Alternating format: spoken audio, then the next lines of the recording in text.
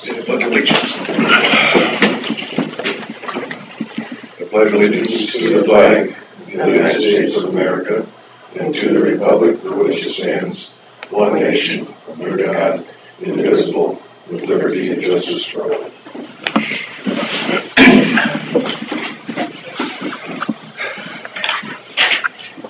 Minutes in the agenda.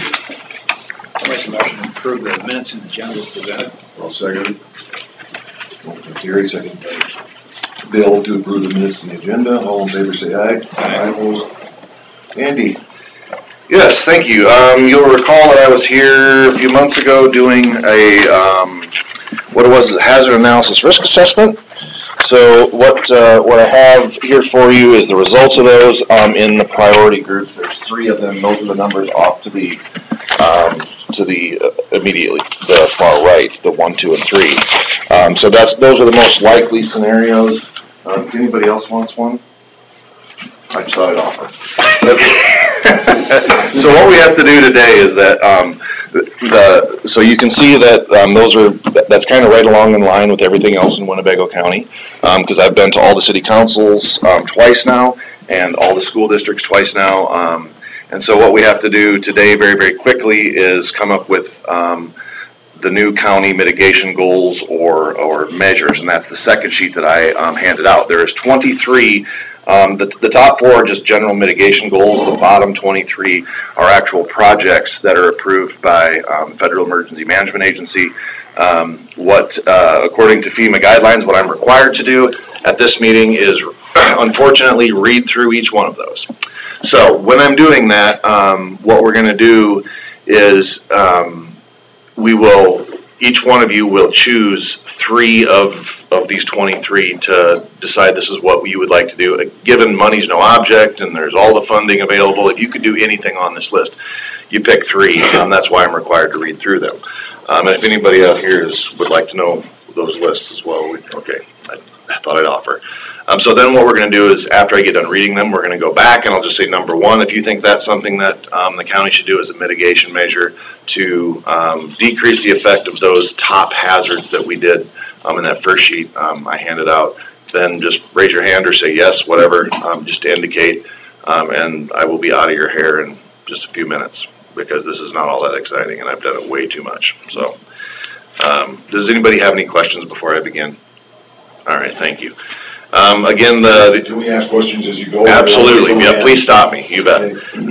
The overarching mitigation goals are to minimize vulnerability of people and their property to the impacts of hazards, to protect critical facilities, infrastructure, and other community assets from the impacts of hazards, to improve education and awareness regarding hazards and risk in Winnebago County, and to strengthen communication among and between agencies and the public. So the mitigation measures and projects that we can consider here this morning. Number 1 is develop, update, publicize emergency management plans, including preparedness, response, recovery, operations, long-term recovery, and mitigation plans, and maintain a data inventory. Number 2 is electrical utility retrofit or hardening. Number 3 is that would be if the county owned an electrical utility to be able to make sure that we protect it from shenanigans. Number 3 is construction, retrofit, or maintain drainage systems to provide adequate and proper functioning to include sewage systems and retention and detention systems. Number 4 is acquire flood-prone properties and convert to open space or green space or elevate to or above flood elevation. Number 5 is construct public safe rooms for government facilities, critical facilities, recreational areas, manufactured home parks, schools, campgrounds, and daycare centers. Number 6 is replace or retrofit bridges and culverts to meet capacity requirements. Number 7 is purchase and or install backup power generators. Number 8 is develop and implement watershed studies and implement watershed plan and conduct hydrology studies of groundwater problems, support of siltation removal projects, and creation of retention basins. Number 9 is install soil stabilization, drainage, and erosion protection measures. Number 10 is non-structural retrofit of public structures. Number 11, construct, retrofit, or maintain levees, dams, flood walls, culverts, and floodgates to ensure adequate capacity and protection levels for property and critical facilities. Number 10. Number 10 is a non-structural retrofit would be something like adding bulletproof glass to an existing window pane or anything like that, not adding to the structure or changing the footprint or design. Um, I think 12 was raise roads to reduce hazard risk. Number 13, develop and promote comprehensive, cost-effective recommendation for adoption and enforcement of land use, ordinances and regulations, promote legislation, zoning, and building codes that regulate construction and decrease risk in areas susceptible to hazards. Number 14, ensure that property security measures are in place for critical facilities. 15 is establish natural vegetation buffers and removal of dead vegetation next to sensitive lands and forestry improvements or tree planting. 16 is encourage communities to include severe repetitive loss and repetitive loss strategy in all hazard mitigation plans and comprehensive plans and educate communities on these properties in their jurisdiction and measures which may be used to reduce future damages. 17, complete flood insurance rate maps and encourage National Flood Insurance Program community and individual participation and survey of flood-prone areas and river channel studies and update of existing flood maps. 18 is relocate critical facilities for flood protection. 19 is construct and or elevate wastewater lift stations. 20 is construct flood walls. 21 is install and maintain protective measures for the safety and security of critical facilities. 22 is employ construction measures that direct water away from structures. And 23 is remove asbestos from public facilities. So with that, hopefully you've maybe put a little dog tag or an earmark next to 3 of those. And anyone in the room is welcome to vote on these. And so again, I'm just going to go through and say each number. The 3 that you choose, again, raise your hand or say yes, whatever it is. Number 21. 21? What is install and maintain? It could be things like security doors, cameras, entry systems, things like that. It's basically hardening of the facilities. So it sounds a lot like that other one. As far as Well, the non-structural retrofit. Yeah. That non-structural retrofit is almost like an open source. It's almost like other duties as assigned, to be honest. But it can't be something where you're actually doing brick and mortar, anything like that. It's got to be something that it has to be existing facilities. You're just hardening it or making it better. To reduce the hazard risk of adverse events. Okay. Are we ready just to go? All right. Who would choose number 1? I would. Number 2? Number 3? Number 4? Number 5? I would. Yeah, I would too. Okay. Number 6? Yes. Number 7? Number 8? We'll go a little slower. Yes, sir. Where are you at? On 7? Go ahead, Nate. Go then. Okay. 8?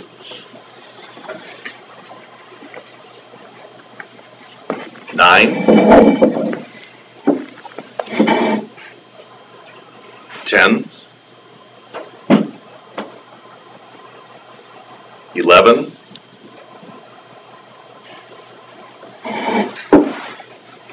12?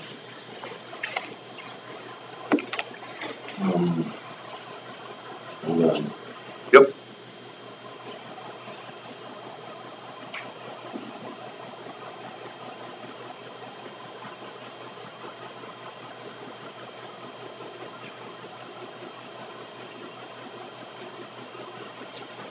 With number 13 here, then, we can't go above the state statute, so in all of these things, do we really have much say? I mean, Well, these are, is this something that the state wants us well, to take our information and say, okay, that's what they guys want? exactly. And so the state of Iowa will take it, and then it actually gets turned into FEMA. It's for a mitigation plan. The mitigation plans, again, it's just what can we do today to lessen the effects of a disaster on our community in the future. So if we wouldn't have good adoption and enforcement of, say, land use, our planning and zoning, land use ordinance, things like that. So if it would really be something that the county think would be in its best interest to do those promotion, maybe develop those things. So does that make sense, Mike? Yep. Okay, good. Number 14. Yep. Yeah. Number 15. Yeah.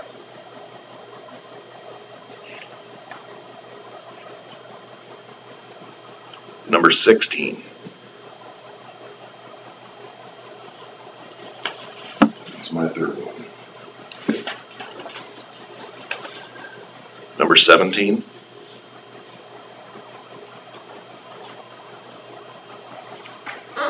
Number 18. Number 19. Number 20. Number 21. 22. And 23. Okay. So what I'm doing is, again, I'm compiling everybody all together because this is multi-jurisdictional. That means every one of the communities. So I've been to all the city councils twice, all the school boards twice. Now this is twice for you folks.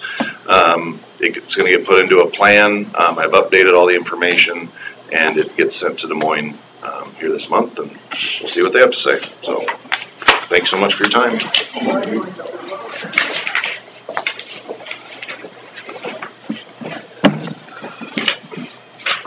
Adam. Always on the letter. The start date's February 23rd. So, go through the code here, talk to Hancock County, because they've done this twice now here in the last 5-6 years. And I think they've got some paperwork that might be able to help Carla and I. But I think the best course of action would be we can wait till next Tuesday if we want, but essentially what we need to do is publish the vacancy. And within that, we need to figure out how long you want to give applicants to, I mean, I guess there's, back up, I guess there's two ways. You could do a special election, or you could do an appointment. I would assume an appointment would be best. You're up, Chief. You're up this year. I'm up this year. That's why you do a special election, and you can do another one in November. I'm not sure that. Yeah, I would agree, but certainly an option. And then the people can still petition for that if they choose. But so I mean, I think obviously the time frame's pretty tight. So I don't think we want to wait too long to get it published. There's no rule on how long we need to publish the opening. I think you want to give enough time for people to have notice and file an application. Within 60 days. Of the vacancy. Yeah. Yeah, but I don't think you want to wait No. 60 days. You could. How did Hancock handle it in the interim before they could appoint? Well, see, a little different when Karen left. That was kind of like with my situation because she was leaving for a judgeship, and then they were able to do it where there wasn't a big gap. Now, when David left here recently, he gave them enough notice. I mean, he knew he was leaving 2 months out, and then they actually just hired David until that new person started. There was a couple of weeks there where there was an overlap. Well, that doesn't work for me. It certainly could work. I could certainly reach out and you could temporarily hire another county attorney, anyone in the area, Blake down in Hancock, Jeff Grieve, or someone in Carlisle's office to fill in while there is that gap. Because there might be some court things going on or something that need to be filed. But ideally, you'd get someone who's going to start could start as soon as possible. But obviously, that's you've got to advertise it for a period of time and do interviews and depending on who you hire, if they got to give notice, and so it's probably not realistic to think that they're going to start on February 22nd. But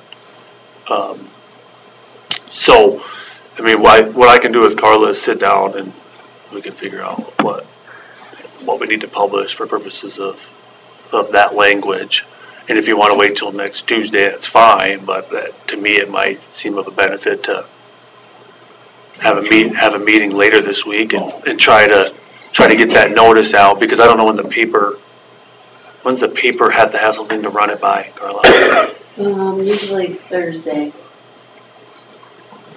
So I don't know. Does the county attorney have to live in Winnebago County? They do upon starting, okay, so people can apply from outside. From anywhere, But once you they're, have to live in Winnebago. correct, once they're sworn in, they've gotta have residency. When you first took out. No, the guy that ran against me the first time did. Oh, that. He was living in Des Moines. Okay. But you just have to live here when you start. Okay. And when Hancock County advertised theirs 2 months ago, they had a dozen Good. applicants. So I don't know if that's any indication that you'll get some of those same people or not. I don't know. But so there's a little bit of a process there, but certainly if it can't be where the person can start shortly after I'm out of here, then we might be able to look into retaining somebody to fill in just very temporarily for. Can you do that for a year? Could we have a temporary, could we have, Reeves? You can, there's no, you can appoint, we can appoint, that's all the code says, Yeah. appointing, and there is Do no. we have to appoint him? Can we just hire Reeves for the rest of the year? Yeah, if somebody like that was interested, potentially, I don't know if Jeff would be, No. but yeah, you can, yeah. Essentially, they're only here for the year, right? They're gonna have to run in the election, so it is about a 10-month appointment. So most counties, when they have That's my question. Do we have to appoint, or can we just say, can we strike up or get a contract? reach out to somebody and see if they're interested, you mean? No, get a contract with Reeves and say, will you just take care of our stuff for the 10 months? And not appoint him as county attorney, but. Well, but that's essentially what you. Oh, you have to appoint someone within 60 days, or you have to have a special election. Yeah. Right. Since it's an elected position. Mm-hmm. But, from your standpoint, if Jeff was one of the ones who applied or something, that's possible, he could be appointed, but, I don't, Well, with Jeff and his he'd private have to be practice. sworn in, and then he'd have to live here, right? Correct. So that wouldn't Yeah, work. no, it wouldn't work not for Jeff, and he would, with his private practice. So even somebody we appoint would have to live in Winnebago County? Correct. To a point, well, that, for the full, to get that temporary person to kind of bridge the gap, no, I don't believe that requirement's That's there, right. no. Oh, To bridge the gap, but she's talking about, you have to appoint within 60 days, so you're talking about a very short window where you can get away with appointing somebody that could fill in, before just happens to be this year's an election year, because you could have a 2.5, 3.5 year appointment, depending on. Well, they have to, it has to be at the next election anyway, so if. Correct. Yeah. They're gonna be wanting to file papers pretty soon anyway. Mhm.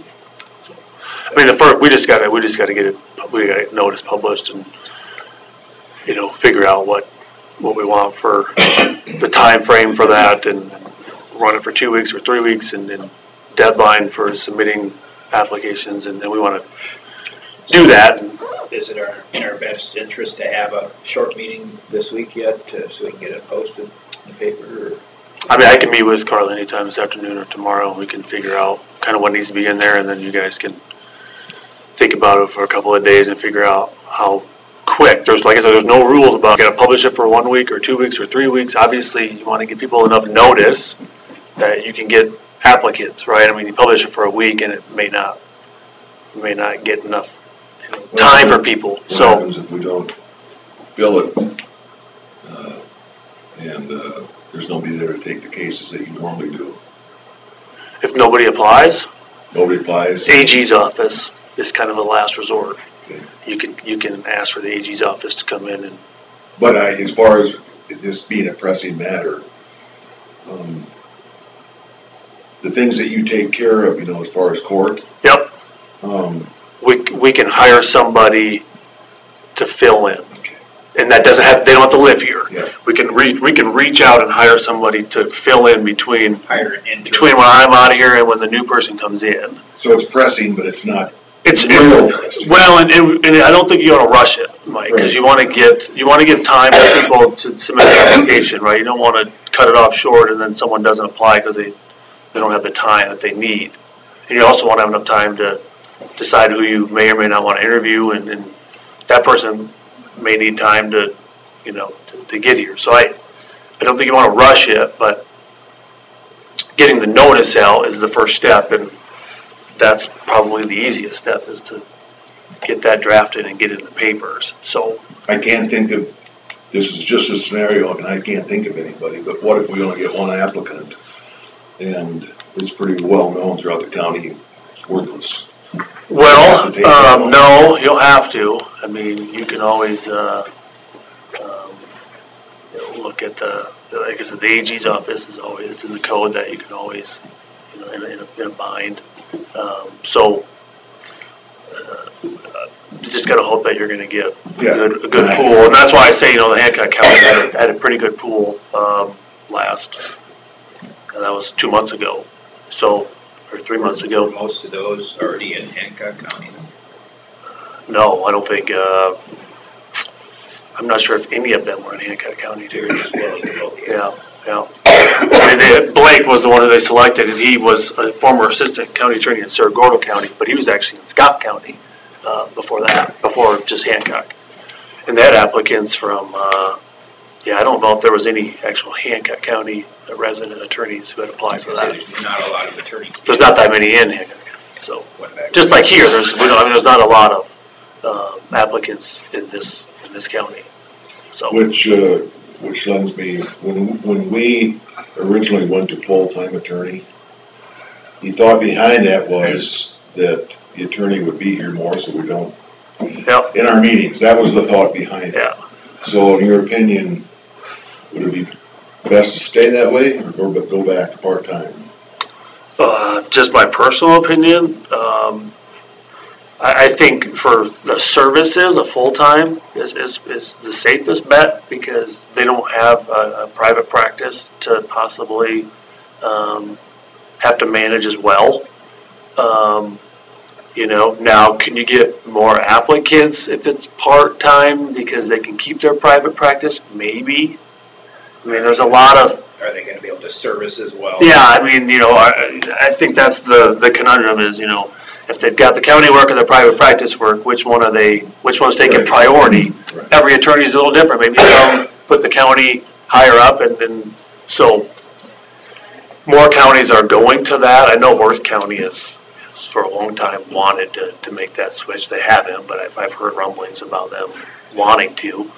But Cassuth County has an elected part-time, or he's part-time, but he's there almost full-time, but, so, I think most people would tell you the services would be better with somebody that's here 8 to 4:30, but. Well, different from the standpoint of you weren't paying rent anymore, and you weren't paying a lot of that other stuff that when you put me up in the third floor. So it doesn't matter to me if you want to try to meet later this week, and we can finalize that, or we can do it next Tuesday. Honestly, it's really. I would just, my direction would be get going on writing the ad. Okay. That's the first step. Yeah. When I can sit down with Carl, I think I can call on the Hancock. I think we want to give them at least 3 weeks, don't we? I think that's what Hancock did was 3 weeks to make applications by. So, well, I can draft it, and Carl and I can sit down and we can go through it, and then if you guys want to try to meet later in the week, that's fine. If you want to do it next Tuesday. Are you going to reach out to any other possible gap fillers? I will. I'll probably reach out to the surrounding counties to see if they have any interest. Not sure. Blake's still pretty new at Hancock. I'm not sure he wants to take that on, but I'll reach out to them and see, because it might be a little bit of a gap there. But so, do you think it's Thursday that it was out in the paper? The deadline? Depends on which paper. If it's. Well, that's the way it's talked about as well. So they knew that we were going to do something, they could make the space, and then by Friday you have to have the details. Maybe.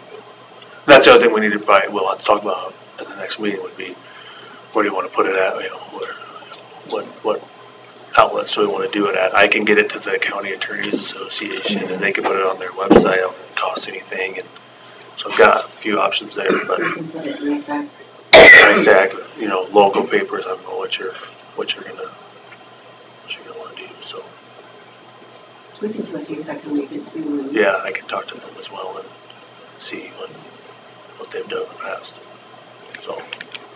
So it doesn't matter to me what timeline, I mean, when you guys want to do it, but I can start working on it this afternoon and sit down with Carla and we can finalize it. Is there 15, 20 attorneys in the county? In our county? At the most? No, we don't have 15. No? We got 3 in Lake Mills, That actually live in the county? 4, One Buffalo Center. yeah, 4, 5, 6, 9. I think Can we just contact them, or do we gotta cover our bases in case there is an attorney that's not practicing? Well, I think you wanna advertise for it, see what your options are, interview it, and see what your options are. Is he in Colorado? Well, I guess we gotta put it in all papers. He's still practicing a little bit though. So, okay, so I'll work on it, and then if you guys decide you wanna try to, Well, just email us what you come up with. I don't know why we just couldn't go over the phone, it's just. Yeah. Why you just drive it down here. yeah, okay. Alright, Thank you. thank you, Congratulations. Yes. Yes, congratulations. thank you. I'm gonna miss you. My niece is a lawyer, but she works in Hancock. Who's that? Kelsey Baker. Oh, the magistrate? Yeah. So in case we cross paths again, remember me. In a positive way. I'll call you, Carla. Scott? Morning. Don't have too much other than what's on the agenda. I did hand out a estimate of cost for the culverts on DD 1 Lot 4, as requested. These are just that, estimates at this point. They're not line items, but we're estimated based on our projects that we've done for the last couple of years. So they're on the right order of magnitude. So the one on the blacktop going east and west, I estimated at $160,000 to put in a concrete box there. If we go ahead and dig it up and it's under a paved road, I think it's just as well that we use concrete structure. And then the other one, which is about $30,000. That one's kind of could be done at any time, but it would make more sense to me to do them together in conjunction with the ditch cleaning, if that were the case, so that you don't put it in and it fills up with 4 feet silt immediately. But the reason I'm giving you these cost estimates is just so you see that this is about what it costs for any other bridge replacement in the county that we're putting in a box culvert. So. What was the expected? I can remember the one on the blacktop, the lifespan, but what the other one was the lifespan. Well, it doesn't sound like it's in very good shape. It's been shored up with timbers for some time, so it's one that may be on the list anyway. It certainly could be. Like I said, with the cut that they give us, we put it in and immediately have it, 3-4 feet of silt in it. So, it'd be a decision whether we want to do that now or wait until both of them are replaced and try to keep them clean.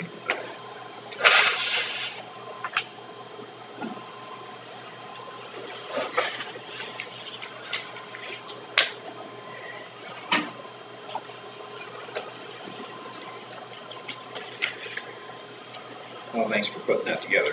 Yeah. As I mentioned in the email too, unless we get direction from the board, you want this bridge programmed in our program, we'll just wait for the structures to, age to the point where they need to be replaced. You were saying they were dug into where the hard pan started or whatever, or the clay base, or. If you read that, B&K was hired, to investigate that ditch. Yeah. 2-3 years And they ago. did the spot cleaning or whatever. And is all their they- survey showed that both those pipes were on grade. Long grade. And then this survey showed that they're 2 feet above or something like 2.5 feet. So what the discrepancy is, I don't know. I would assume that they probably use different benchmarks. But that ditch has never been dug to the grade that it will be now. Or potentially. Proposed to be. Was that B&K, so was that done after the resurfacing? No, it was before. It was just a few years ago when Yeah, Rembrandt 2000 requested a repair. 2013, I think. Something like that. Yeah, I remember it. That's when we did the spot clean out downstream. Right, but my question is, was the surveying done 2009. before or after the concrete was? After we were, Well, after it, yeah. Because the concrete was done, what, 09 or? 9 or 10, 9, I think, yeah. So why wasn't it looked at then? Just no need to? The profiles of the ditch. Yeah. Well, at that time, they would have had to survey, the entire ditch to come up with the proposed grades, and that would be pretty similar to what Andy did too. And there's some subjectivity in terms of. I would guess that Jim used the same benchmarks as V&K did, and so the elevation is good. So, okay, who's right and who's wrong? Yeah. So, I mean, that's the question, and Are you maybe thinking- nobody. Since there was 2 districts involved, you had 1 and 8, and if there's a benchmark at the bottom of 8, that might have threw off the other benchmark of 1, that might be part of the discrepancy. I know Jacobs and Westergaard struggled to find benchmarks, so maybe they, possibly they just based it off of 1, down at the bottom, and 8, and then carried that all the way through, which. Well, so when we clean it now, are we gonna go below the hard cap? A lot. But, if Would it that's. behoove us to resurvey it? Someone's wrong, I mean, Well, I mean, if it's, and it appears to be original planned grade, it just was never dug to that, so it would be the best for the district if we're dug to that. And they'll know once they look at these, it actually corresponds to their survey, but I bet it's good. Other than it's just gonna be deep. so, I mean, what good does it do to clean it? Because that's just gonna accelerate the silting back in if we don't lower the culvert, correct? It wouldn't pay to clean it upstream from the bridge.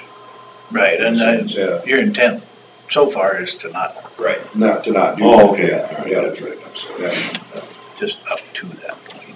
And I think, we can look at this when we're done with the extent of the cleaning we're doing now. We'll see how it drains up above that culvert. We've got time to analyze it and see what the flow is like. And even without that lower portion cleaned, they all daylight on the upper end there, so really shouldn't impede the drainage at all. The only thing I could see maybe changing it is if that improvement on the very upper end, if they want to deepen that, being it's an improvement, they could. So maybe that could change the whole picture if. But that's something that the engineer's gonna have to look at when he's making that determination. Because he's already involved with the stepping back from the clean out anyway.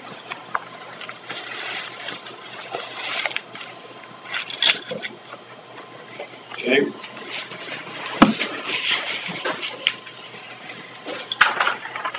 Is that it? Yep. Where do we stand on the maintainer? Buying the maintainer? Maybe we can talk about that with our equipment discussion. Oh. Okay. Alrighty. move on to consider approval agreement with North Iowa Safety Coalition. North Iowa Safety Coalition is an organization, pool of counties and cities run through NIACOG that administers safety training and put together safety programs for the counties and cities. It's an agreement we do every year. The cost share between the auditor's office and the engineer's office. Contract is for $1,842.44. We'll have our annual training here soon. They provide annual training and also new employee training. So it's been a good service. They put on a good training. I have the duplicate copies of it. And I did just get the invoice in the mail the other day, so do you want me to give a copy of that to Becky too, and she can pay half that bill? Is that how that works? I believe so, yep. Okay, all right. It's in here.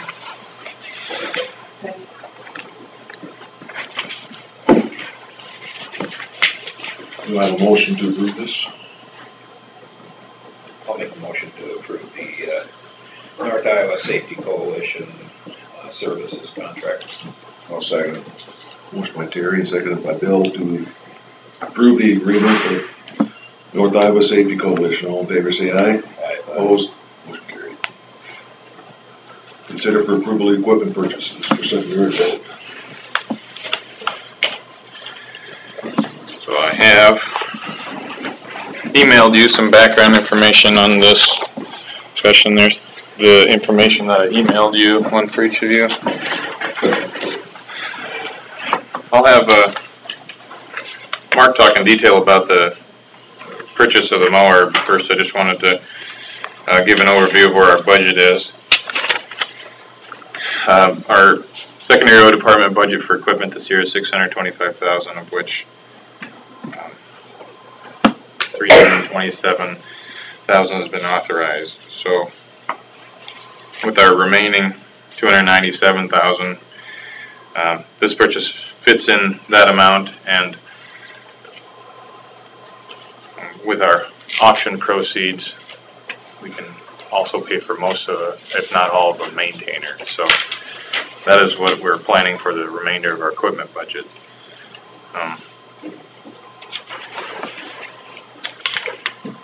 Other financial details we have, I've mentioned this too at the end of the month, but we have $1.1 million in our secondary road fund as our balance. And I talked to Julie last week about our main account balance too, and that seems sufficient at this point. It's over $4 million. So, Mark, do you want to talk about the tractor? Well, additionally, budget-wise, we still have 214 in rural basic also funds. So if you add them all together, including the OSHA, it'd be like 664 for this current fiscal year. So anyway, yeah, this is kind of a surprise to all of us, I guess you would say. Well, yes and no. This tractor's been a stepchild since the day we got it, really. It, of course, is the newest one we have and the fewest hours. It's only got like, well, not only, I mean, it has 4,200 hours on it. The other two have 5,000 to 6,000, closer to 6. And anyway, this one's been, we've spent a tremendous amount of money on it already, just over the life of it. And so we kind of limped it through fall, had Ernie Williams up several times just to keep it going. It's mostly electronic problems, and the ECMs don't talk to the transmission and engine like they're supposed to. It's just been it's always been that way. There's just a bad series that John Deere had, actually. They had one same exact model that they're built overseas. It was when they first started building them overseas. And it was out of Iowa, but they had one that they had to put on a boat and take it back to Germany to get fixed. So it's not just ours. But long story short, we got a repair bill for $5,000 for the stuff to get it limped through fall. And with the intent that we would bring it over to their shop so they could do it this winter. Which they got it over there, tore it apart and determined that it needs the transmission is junk. And it's, 23,000 for a reman transmission. You put that together with labor and last fall's repair bill, it's right at 35,000 that we would have to spend just to repair it and still have the same tractor. So the only sensible thing to do, they can fix it cheaper than we can by far because they don't mark the parts up and the labor up and all that. It doesn't cost them what it costs us by even remotely close. So They'll try to recoup it and try to sell it for more than they trade it in. so that shows a pretty low trade value. Yeah, That's also. That's my concern. $5,000 trade-in value.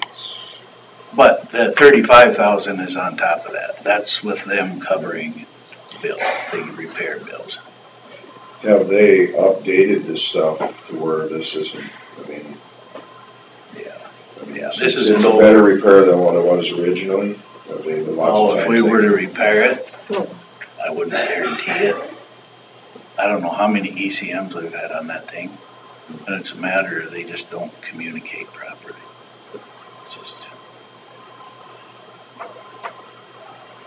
Well, some of it, all those electrical wires and stuff like that over the 20 years of temperature changes and all that, they distance. And a friend of mine had one that wouldn't shift. It was a Case IH and it was stuck. I just told him to start pulling them all apart and cleaning them. He doesn't know which one it was, but they started working. This electronic stuff is Sensitive. yeah.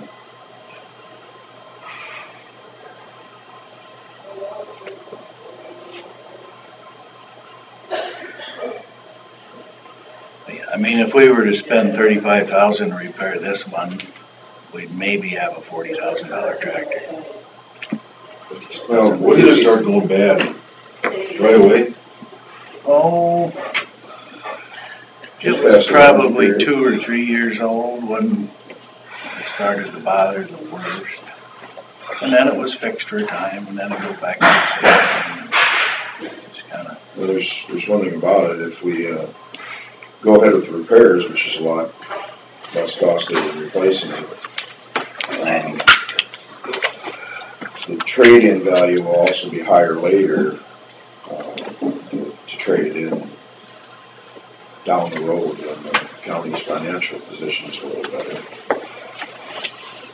Well, that would be, no, it wouldn't. I'm sure that when you put 35,000 into a tractor, it's going to be worth more than it would be. Yeah, but on the same hand, then we had to pay the markup on the parts and the labor to fix it. This way, we're getting that out of it. If there was nothing wrong with it, it's just, it had the age of 3,900 hours, you're saying it'd be worth about 40,000. Maybe 50 at the very most.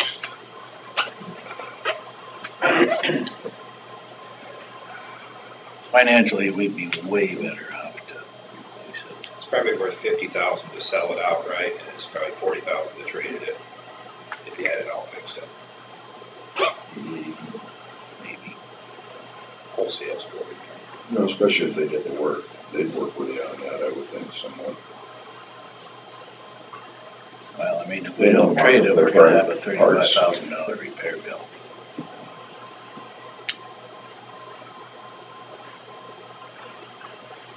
And we still have a huge potential to spend a whole bunch of more money on it down the road. That's probably the biggest possibility.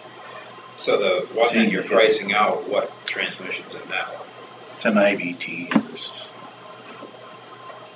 See, this was pretty close to the beginning of IVTs, infinitely variable. And in the other tractors and the bigger tractors, they didn't have any trouble. But these 7,000 series in the 20 series. I've worked with a 7330, the next series newer. We haven't had any Yeah, problems no, there. they're bulletproof pretty much. What kind of condition are you having to it? Even though we got a lot of hours. Well, they're old mechanical stuff, so they just run and run, but they're pretty, 6,000 hours is allowed on those little tractors. We need to get started replacing them. The thing about them is they're not usually out in the field pulling a plow either, so it's relatively light duty wear and tear, hours wise. It pulls them pretty good. Yeah, but it's not like, Yeah, it's not like,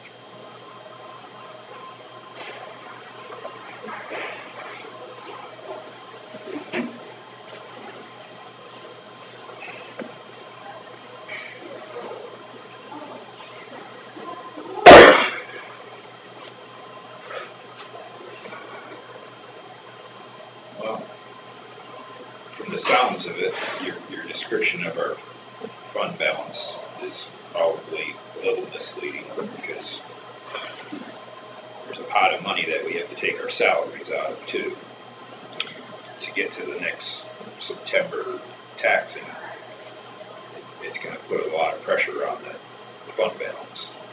I talked to Carla briefly about this, and your projection of the rural basic fund and and I know that our projection for the secondary road fund balances are positive secondary road fund positive by about $500,000. Rural basic, you said, is projected to be in good shape at the end of the year, or at least in acceptable shape. Rural basic for 8, I gave you guys those sheets that have the projections on them. Are those funds fungible? What? Can they be commingled? No. So in other words, we can't use that money for other things. So there's a difference between what Julie's talking about and what I'm talking about. Julie talks about her bank account, which is one big pot of money. When I talk about the fund balances. I talk about the general fund, the rural basic fund, the general supplemental, and rural supplemental. So general basic is going to be very tight.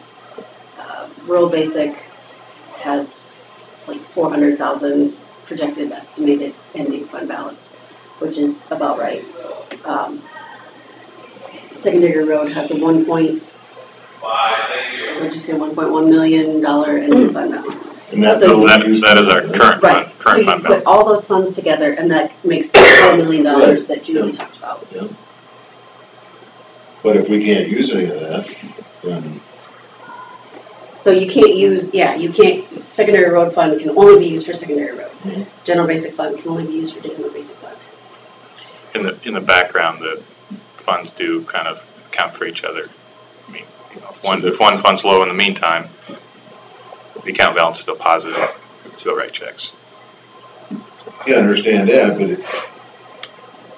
if the general fund can't use your funds, what difference does it make? Are we talking about at the end of the year? It doesn't matter what time of year. Let's say we were out of money right now, but they had 700,000. Can we use their money for the general fund? How do you explain this? It's all in one big checking account for Julie. I guess. So that's where government is hard because it's all in this one But checking for me to make a account. decision on this, I have to know is if that 1.1 million is gonna still be sitting there come to June 30th, So in the checking account, if the general basic goes under, yeah. all that money's in one checking account. So yes. So it is fungible, it is. On Julie's Okay. side it is. Right. On my side it's not. No, I understand, okay. But it all has to be reconciled before the end of the fiscal year, right? Right. Okay. I mean, Julie, am I? if we explaining have that that right? budget, Okay. it's to be available for whatever fund that is. So meaning the secondary road fund. Well, here's my 2 cents worth.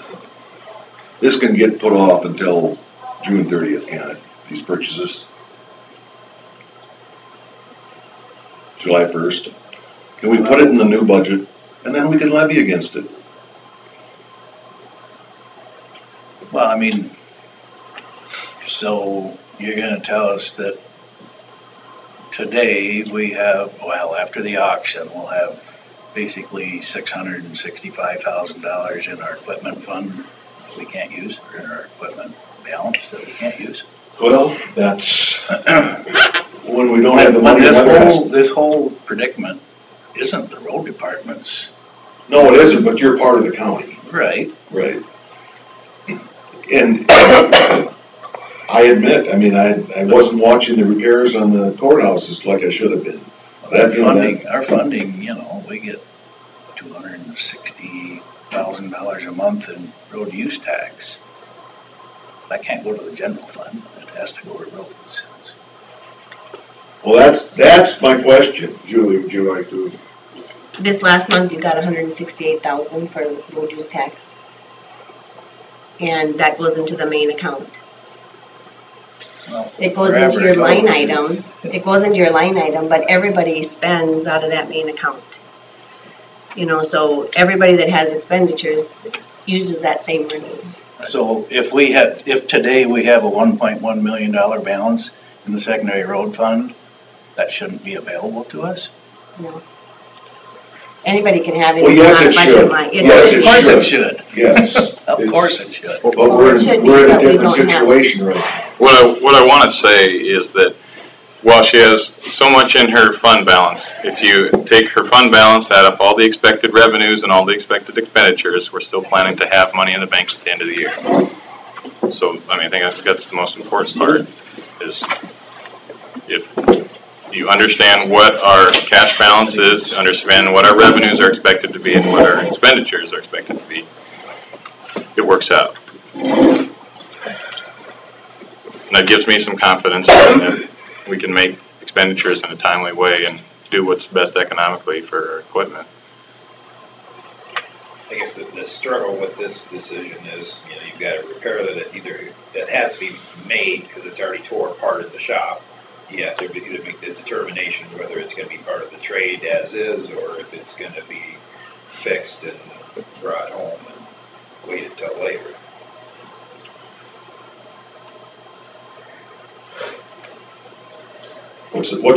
Are you trading in the old mower too? Yes. What's that worth? Not much. You know, there's just not a big market for them because the only thing they're really practical for is roadside mowing. You know, I wouldn't dare put a number on it actually. I know that they have a bid on it as is, including the mower, but what kind of value that adds to it, I don't really know. The mower to fit the new tractor? It's probably, the mounting brackets be all different, I'm assuming. Yeah, because, you know, the So new, basically, they would be best staying together. yeah. And, you know, that's a lot of hours of roadside mowing. Well, if it's gonna cost us $35,000 to fix, and conservatively, you say it's worth $40,000 after that. Aren't we ahead of the game by fixing it, use it another year, and I don't think so, only because of the potential repair bills down the road. You know, so like I say, we can gain on trade whatever their markup is on those parts. So out of that 35,000, maybe it's 30%, 40%, I'm sure, is their markup. You'll recoup some of that. I mean, they know what it's worth, they know what the markup was, all that. When it comes to trade it in later, it's gonna be worth more. As a trade on the deal,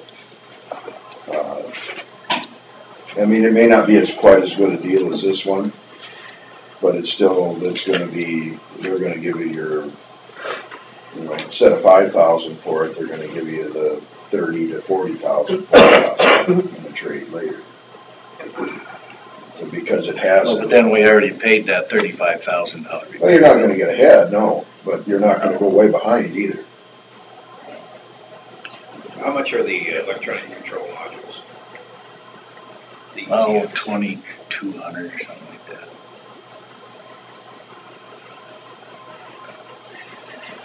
And 35,000 did not include a new electronic control module. Did it include that $35,000 estimate? Did it include? They put one on it this fall. Okay. I can go along with your purchases on both the maintainer and the tractor, if we can push it back to our next budget. Your concern, That's on top of what you will budget next year for equipment. If I mean, you have a $1.1 million balance or whatever, but that goes in her great big slush fund, and if we don't pull it out, it's actually kind of there to keep the rest of it afloat, right? Is that what you're trying to say? Yeah. that's true. Yeah. And the rest of it is having a hard time floating right now. So, Did you check the fund balance, or the account balance, what that was this morning? The account in the main is about 4 million. I mean, you're not gonna use this tractor till next summer anyway. Right, but I mean, they're, well, he put in a dummy just to see if we ordered it now, we wouldn't get it until May 18th. And the mowers are 8 to 11 weeks out. And then we have to install them. It would be, if we ordered one now, it would just be ready in time. Right. And so, is there a reason why we can't push this into the 19 budget? Because the mower is not running right now. the only. But you're not gonna use it, so I mean, I'd be hard pressed to think that they couldn't work that out to get paid on July 1st. Still. Sure, we could. Is there a way we can lease to own through an order process? Yeah, I mean, as far as payment, we're not gonna have probably be 30 days. Probably wouldn't have to finance anything, but I guess the question is, we presented a budget for 19. So then that's all we can expend out of the We haven't approved or denied that yet, so we can adjust that. And keep in mind, it's not our, budgets that are in trouble, and even our, road basic and secondary road fund cash flows are okay. So to move it to next fiscal year wouldn't change anything, because it would still be in the cash flow. So Well, to solve the problem, we really just have to budget better. It would for our ending balance, and with the fear of running into a negative in June with the general account. That's what we're protecting here. The only thing we're losing here is this deal on this tractor. We'll still have the mower, it'd be repaired long before May 18th. And the only thing we're really losing is whatever we would get off of saving this deal by trading it in before they fix it, which is comfortable. Which, in a sense, isn't gonna be as bad as what it sounds, because it'll be worth that much more to trade it in later. Yeah, I guess I'm maybe just a little bit confused about what we're trying to solve by waiting.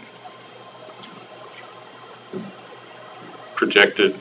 There's a fear that our general account is gonna run into the negative before the year is up.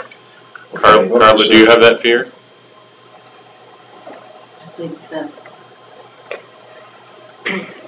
You said there's. Well, that's what I've been told. There's, I mean, what was there, 4.2 million in it now? 4.4, 4.4? yes. And what was the salaries? 3.7. 3.7? Is that what we, Through So- September. Through September till next taxes. well, we'll get taxes in March too.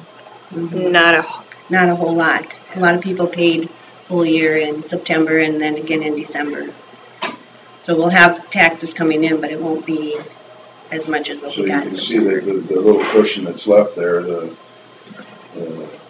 700,000, what you guys want to spend is a huge chunk of that.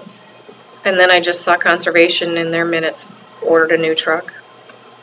So that has to get paid. All we're asking is that we tighten our belts here for a little bit. I mean, I understand. I mean, I know that good, reliable machinery increases the productivity of the people around it. I mean, you don't have to stop work on it all the time. You don't have to haul it here and there when it's broke. I mean, I know what you're saying there as far as I'm been around machinery all my life, and I know what it's like to work on things that are problems all the time. I don't like it either. I guess it's, the other thing that conservation just bought a truck, sheriff just bought a car, and then you're asking them not to, I mean, I know life's not fair, but that's not fair. And I know that we don't have the money either, so I see both sides, but it's frustrating when we're telling everybody to watch the budget, and then conservation buys a car and the sheriff buys a car. The conservation is their own board that approves it. I remember that one before me. Yeah, it didn't, but. My car was ordered long before this came to light. Yeah. And he did have 2 more cars in his budget that you are not gonna get. That is correct. So. No. I want to be careful to say that we don't have the money. What makes you say that we don't have the money? Have we taken our cash balance, added all of the You guys have done a expected good revenue? job. This is nothing against But what for you the guys whole, have for the done. whole county, though, if we take our current fund balances, add up all the expected expenses that are in the budget, add up all the expected revenues, does that put us in trouble? Can anybody say definitively what that looks like? And that's kind of the more frustrating part for me. I agree with you. So can we put this off for a week and do some more digging on that? I've given you all the estimated, for the end of 18, I've given you all the estimated ending fund balances for the 4 major funds. And they're all positive ending fund balances. So to me, that tells me, Budgeted expenditures? I took the budgeted revenues, budgeted expenditures, the changes that we've made, and everything looks like it's supposed to be positive. And there's enough there, you think, to pay payroll through September? Well, in my funds, that's what it looks like. Now, on Julie's side with the accounts, I don't know what that looks like. Well, that's what we need to know. And that's where we're sitting, is right now in that main account is 4 million in there. But what Scott's So, asking, and I guess what I meant, our cash flow, Mm-hmm. where will we be sitting? And I can't answer that because I don't know what everybody's spending. So then can we? So like at the end of a month, there could be And 200,000 what to Paul is saying, if we stay 300,000. within our budget, there'll be a positive ending balance. Because at the semi-annual report, the general basic was already in the red. There were still outstanding warrants that hadn't been cashed. The general basic was in the red. And that's going to correct itself, Arlen? Well, you saw my estimated fund balances. It's tight this year. It's tight. It's very tight.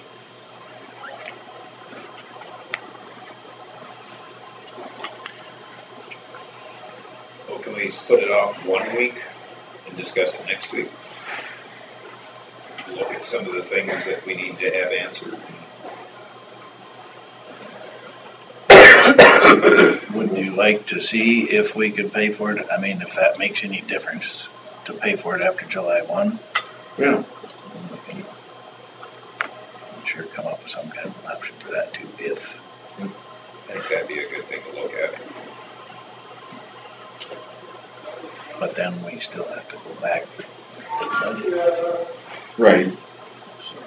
And I will But say no, publicly that I don't want this to affect your next year's budget.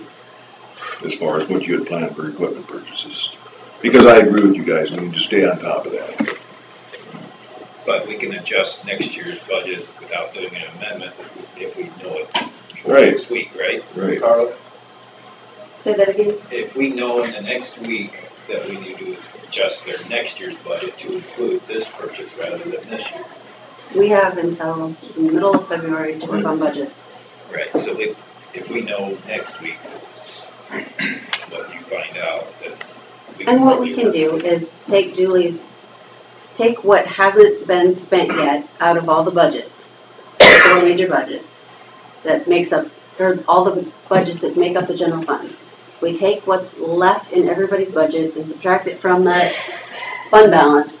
We should be able to figure out what, I think there's just enough unknowns today that we need to clarify some of this. Okay.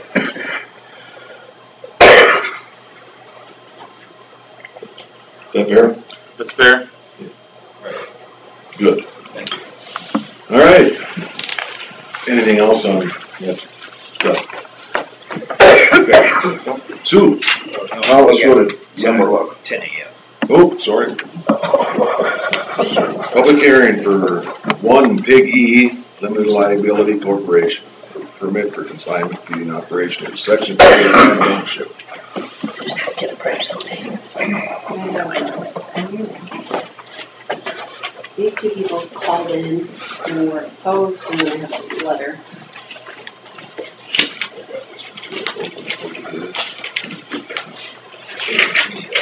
I'll make a motion to open the Go ahead.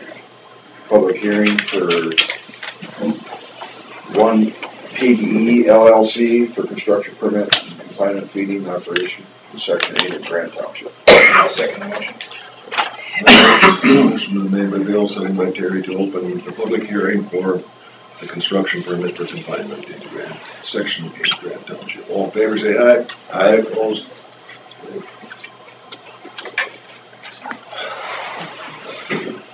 This is where the public has a chance to speak, so. Dean? Yep. Dean Gersman. Okay.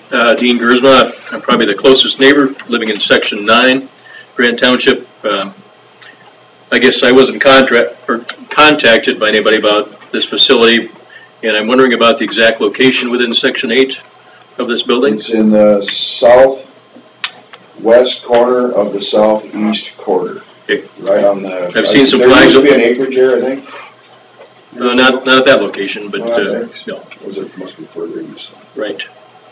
And then, concerning, Pig E LLC, which company are they contracting to do their marketing with? Is it Prestige Farms, or is it Christensen Farms, or do you guys have that information? Should have on that, you know. Yeah, and I forgot my bag.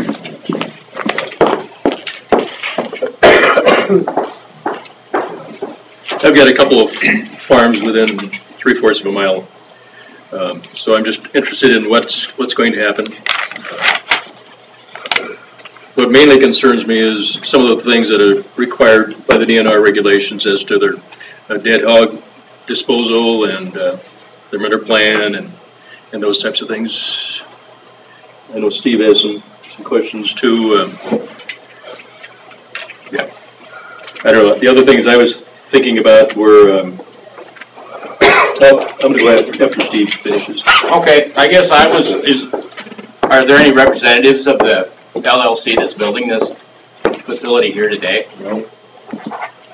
Do they usually show up when you have these? I guess to preface this, you have to understand that we as supervisors really have no authority to approve or deny this. It is all up to the DNR. Well, okay, that gets to my second question. We have, as Winnebago County has adopted the master matrix, correct? Right. Okay, so then we do have some, the supervisors do have some because they have to approve that. We can oppose this, but the decision will not come up to us. They can overrule you. You can deny the permit, and then they can overrule you, which in all likelihood, Will happen. they probably will. Although there are times when they will not. I guess my next question then is, who in the county verifies the accuracy of the master matrices that are turned in? I looked at it, and I'll have to admit I'm not an expert on it. The DNR is basically the one, I met out there with Ben Ennin and Ron, and the guy from the DNR. Mm-hmm. Say his name.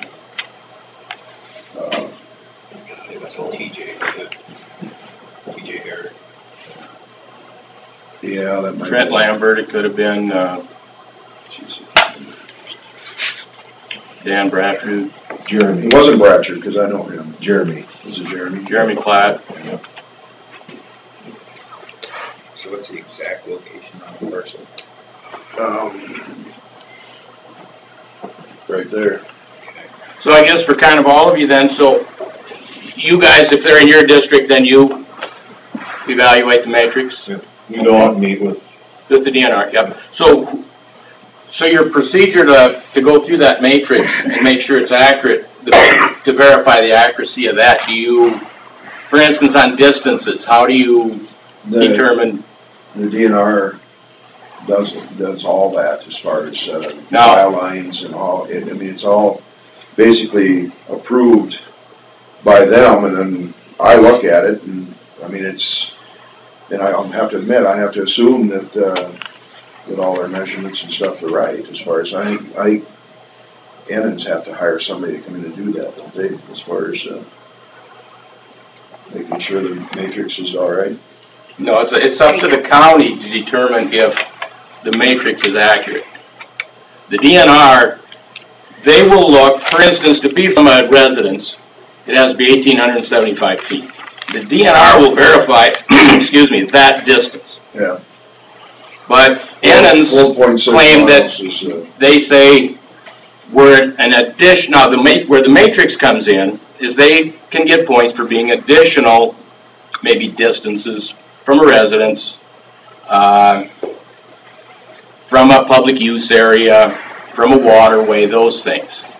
The DNR does not verify those distances that they're claiming on the matrix. And I know this because I used to evaluate the matrices for Cassup County. And I have asked them, well, you guys check these, don't you? And they said, absolutely not. That is the county's responsibility because they're the ones who adopted the matrix.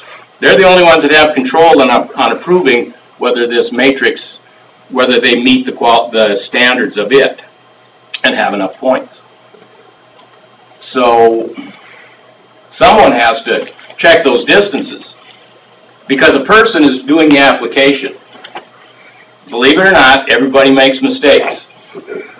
And they make mistakes on those because I've seen them. Now, the majority of them, yeah, they're probably right. But they do screw up on distances. I mean, the distances right there. I've already looked at them. I mean, it's. And there's some on there that I did question. For instance, they take points for having a truck turnaround. Well, the definition of a truck turnaround is they have to have a 120-foot diameter so they can turn a semi around without blocking the road and having to back in and that thing. They get points for that. Well, right in the center of their truck turnaround is their well. It's 112 feet from the building. I mean, I don't think it's probably a good idea. I would think a well would interfere with a truck turnaround. I don't think we want to have a semi backing over a plastic cased well that's next to a hog building and fracturing that all the way down. You know, so a few things like that. The buildings are 130 feet from the county right-of-way, which is the road ditch, according to their drawing there. The well then is 112 feet from the building, so that's 18 feet difference. Well, a well has to be 25 feet from the ditch. That's what the DNR rules say. This says 18 feet. So I think the county actually has enough verification on this one that they could deny it.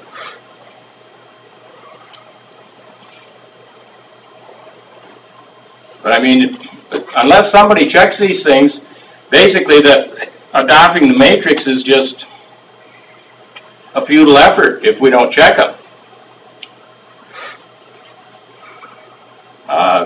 Yeah, I'd like to think everybody's honest and they're going to fill that out correctly and honestly, but the fact of the matter is, you're letting the fox watch the chickens. Say that again, you say the well is only 18 feet from the right-of-way? From the right-of-way line, yes, and that is the road ditch. The DNR regulations say it has to be 25 feet from a ditch, and that includes the road ditch. Because the right-of-way line that they've got drawn on their map is 33 feet from the center of the road. And I think that's correct, isn't it? The county right-of-way is 66 feet for a gravel road, so 33 from the center. And that's kind of where I was always told by the state, that's where we measure, that's the end of the road ditch then, is that 33 feet from. Sometimes kind of hard to tell where that road ditch ends because some of them aren't as defined as others. They said best way is to measure 33 feet from the center. That's the road ditch edge. So what is your, aside from the 18 feet here, is there another contention you have with the measurements? The one for the truck turnaround, supposed to be a clear area of a 120-foot diameter. I don't know if you draw a 120 or 60-foot diameter circle around that well. I don't know if you can get 120, you know. The well would be right in a bad spot. Now, can they move the well? Yes. Can they move the building back 10 feet and eliminate some of those other problems? Sure they can.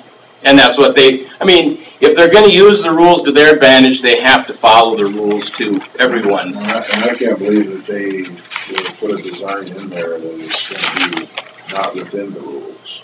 I had one that was going to build a building, and they said that there was no neighbors within that distance. Well, there was a house right there that had heat in it. The woman that owned it and lived in it was in the nursing home temporarily, and they said it was abandoned. Well, it's not abandoned. No, there was another one where it was. And that Let's stick specifically to this one. Yeah, sure. Yeah. Well, I guess what we need to know is the concerns you have. Concerns on any of the distances. Yes, okay.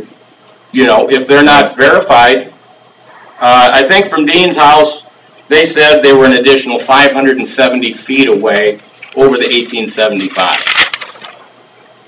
How is that verified? I mean, so how close can we get on our program, percentage-wise, to footage? What are they guarantee for that? It's easily done on Beacon, so we can do it real quick if you want to, but they don't guarantee you the accurate, I mean, it's not within a certain how accurate 5 feet or. Your mouse clicks are. It's part of it. No, because if you, have you done it, Carla? That's just mom and dad's place, and this is his place here. And they're just, Right in the middle of the park. mom and dad's place is And what within a this half does mile, is through and this place is just outside a half mile. The system, it'll And you get pick out one anything within west. 50 feet, 100 feet, to use it for multiple different reasons. So that would be, it's a really quick, easy tool, and I can't say it's within 5 feet or, Right. And this just doesn't pertain to this specific one.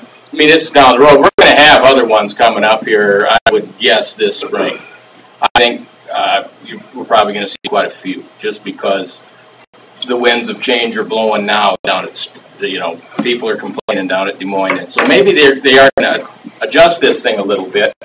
But before it gets adjusted, I think a lot of people are going to strike while the iron's hot, and they're going to get their buildings built, because they're not going to make them tear them down once they're built. Let's get it up on the, Okay. let's get it up on I went on Beacon, and I think all the places are within the parameters. What is the distance we have to be? 1875. Yeah, and the closest one, in my estimation, was around 22. Oh, right, and the DNR has verified all those, and they do a good job on that. I do have a concern for the turnaround and the distance of the well, and But the matrix part of it, they're claiming points for being additional distances from Dean's place. They say they're over 500 feet for that. I don't know what the exact number is. If it's 20 points, they get 40 points, 45. It varies. If they were 750 feet away from Dean's, they'd get more. If they were 1,000 feet away, they'd get a little more. You know, I've seen some counties, what they would do is if it's close, they would allow them the points with the assumption that they are with the caveat that they're going to get a surveyor in there and they're going to verify those distances and give them, you know, if it's 20 feet, I don't know if the GIS is going to get 20 feet or not. Hopefully it would. Well, this is just to see if we should actually go out and measure. Right, now you can make them measure. And that's what some counties would do. If it's close, let's say they're claiming points for being an additional 500 feet away. And on their drawing it says they're 520 feet away. Say that's a little close for us to be satisfied that that's accurate. Get a surveyor in, stake your building out. Because the other thing that happens, they stake these buildings where they say they're going to put them. Sometimes Is this from the edge? it gets moved You have to measure then? from the closest corner of the building. Okay. We had one that they said they were going to be 200 feet away for their well. They can get additional points if they double the setback distance from the building for the well. On their drawing, it was going to be 205 feet away. They drill the well, they start the building. They didn't drill the well yet. The well driller called me, says, can you come out and look at this? Because where they want us to drill the well, I don't think we're 200 feet away. We measured, they were not. They moved the building from where they had proposed to put it. And in that case, the county said, it's a new facility, it's new construction. You knew the distances. Talk to the neighbor and buy an additional 25 feet of land from them and move your well over where it's supposed to be. And that's what they did. You know, so things happen. I'm not saying that these people are dishonest or anything, but mistakes happen, honest mistakes.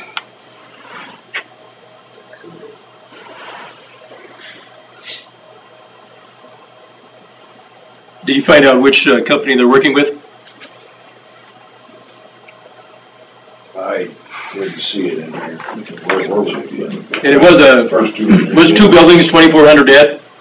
Is that their application says? What's that? Was it two buildings, 2,400? 2,499. 2,499. Okay.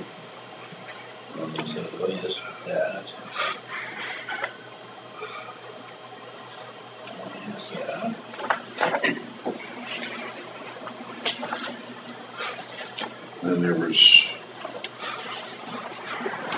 I don't know if the advanced ground management is such a. They're doing the manure management plan. That's the manure management plan. You didn't see I didn't. You're obviously have more experience with with this than I do, so. I wasn't looking for where their marketing plan, if that's in there. But like where they're spreading their manure management plan, they can get points in the matrix for that. If they say that we're going to apply manure and it's going to be an additional so many feet away from the closest residence or cemetery or public use area, then they can get points for that. I mean, in all those, yeah, generally they're okay, but sometimes they're close or wrong. So that distance there is the 1875? Yep. Okay, so. From where? I mean, the 1875 is going to be different going west than east. Right. Because the building, you got a west building, you got the far west corner of it. Yeah. So you got to find the exact, that's what I'm getting at. Is it the center Those of the buildings are big. Go ahead. But, yeah, did they pull it from the center of the two buildings, or? I don't know. They should have to have their 1875 on the east side and the west side. Absolutely, from each corner of those buildings to the closest place. Overlapping radiuses. Yeah, Yes. basically. So that's why they need to be checked. I mean, Carl, can you click in the middle of that polygon where the occupying is gonna be and grab your distance tool and go to the outside diameter? Where's my distance tool? That little ruler up there, straight up, there you go, yeah. No, click in the middle of the polygon. Go clear. Come click on. in the center. Just click in the center now. No, it's not click. Just spin. Now, it looks like if you look at the circle they've got here, it looks like they're pulling it from the center of the facility. Right. They do have a 500 Go up to foot, this green circle, edge of the grate, straight, yeah, there you go.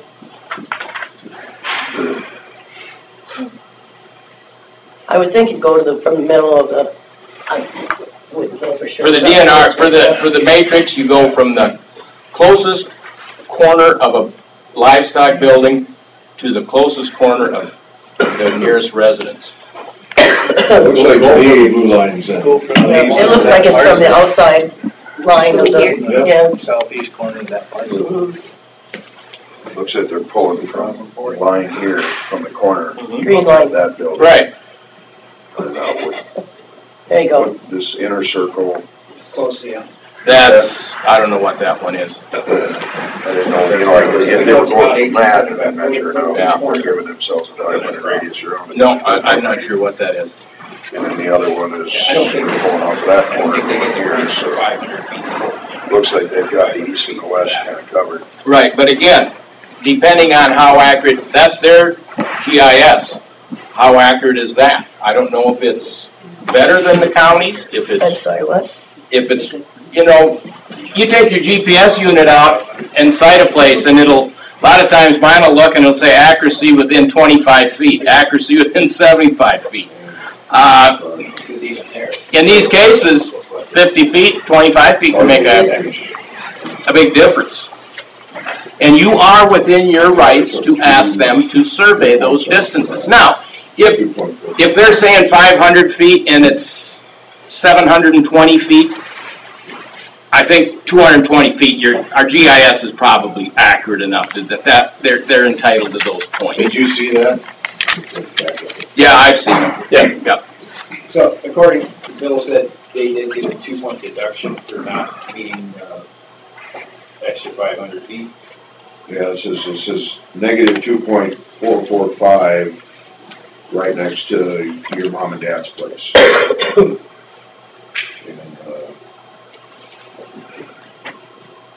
And then it says add. The line goes right through it. There's add. I don't know, that's 5.7 past 1875. What that.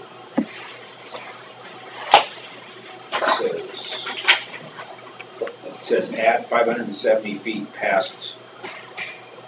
An additional 570 feet. That's probably what they're saying. Yeah, that's the second green line, I think is what it's saying.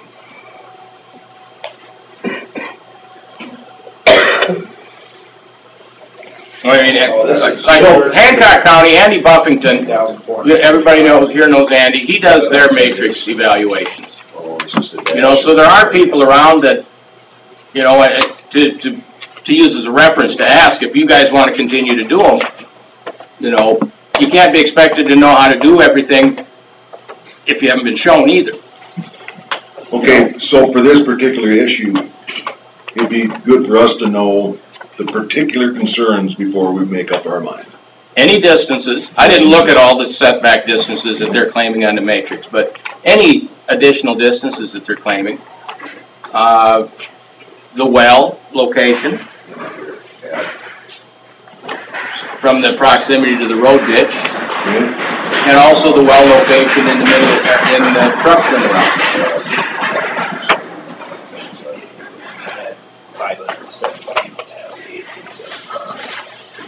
Is that it? Is that all of the concerns you have for this project? Yeah, that would have been what I saw, yeah. You know, and I guess from a personal standpoint, and I know that there's probably nothing that you guys can do or anyone can do, but the proximity of that to the golf course. I mean, the biggest probably public use area we've got in the county.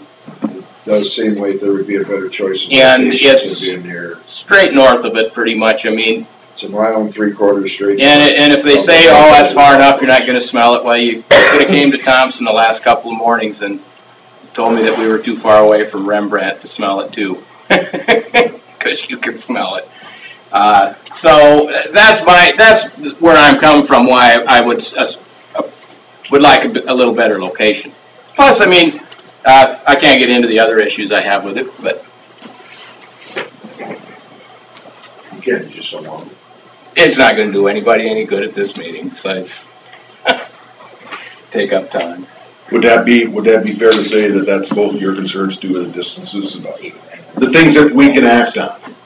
Yeah. Okay, 900.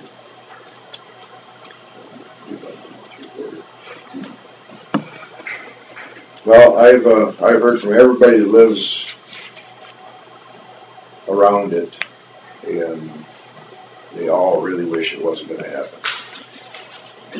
And I wish there was a requirement, and I don't know if the county can make a requirement that the people constructing these appear at the public hearing. But I think it's good that people face the music a little bit too. And again, I go back to Cassuth County because I've got reference there. There was one that was gonna go in there, and it was 4 sets of 2 buildings, boom, boom, boom, across a double section of land. And there was people come in that were gonna be close enough to that and complained. And the people building it were from right in Algona, family been there for a long, long time. They thought the better of it after listening to everybody, and they withdrew their application. You know, I guess I assume. and it was a situation similar to this, that they weren't gonna have anything to do with these buildings. In this situation, Ben Annan's a lawyer. I don't see him coming, you know, if somebody's gonna build a building, if I live in the country, or someone lives in the country and is gonna build a building on their acreage, good for them. That's the way it's supposed to be, in my opinion, but that fits us nothing. Okay. I did ask them, I says, I can't believe you guys really want to shovel pig food. I'm guessing they want the fertilizer. Yep, of course they do.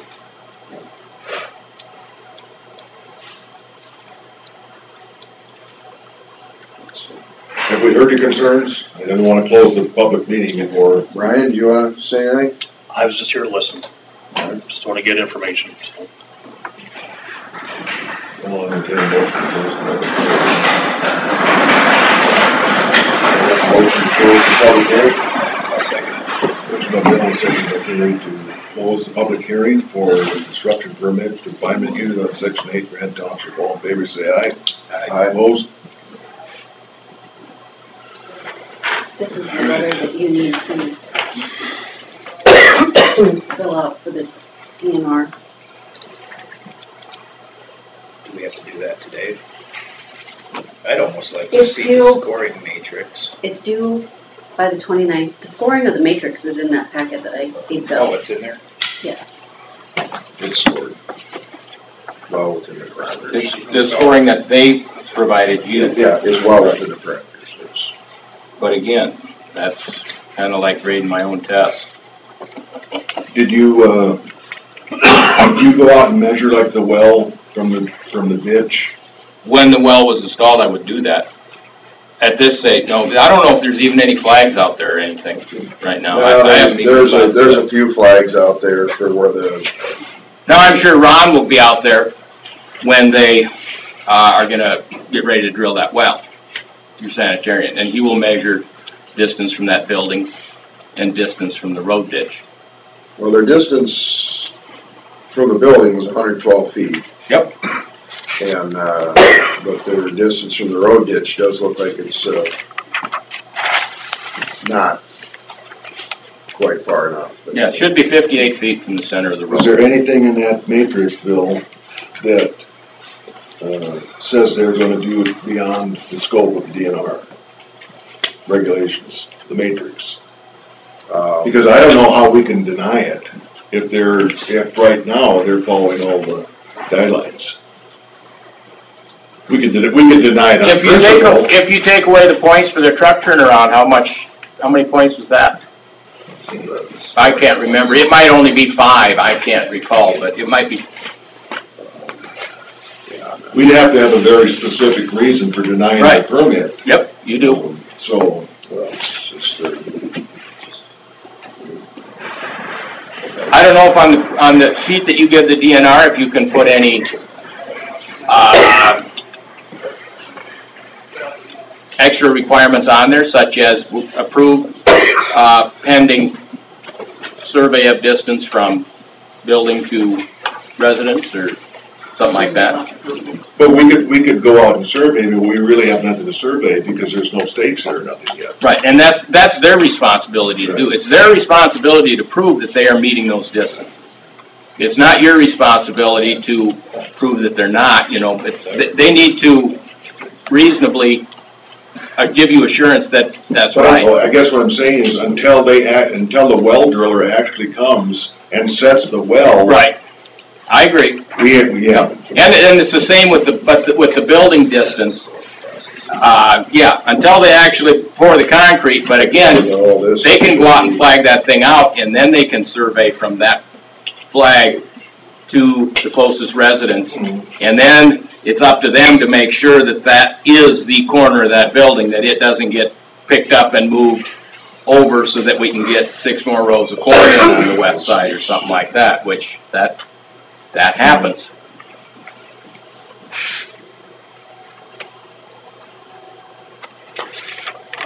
Truck turnaround towards the back end of that thing.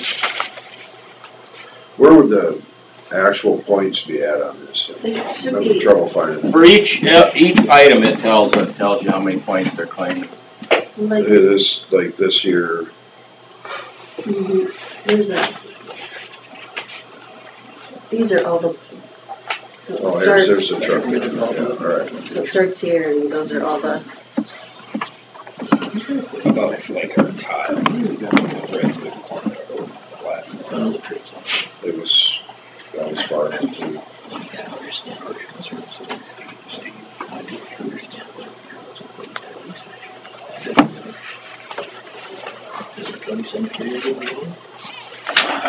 No, they haven't asked him to. He does. He understands that he does.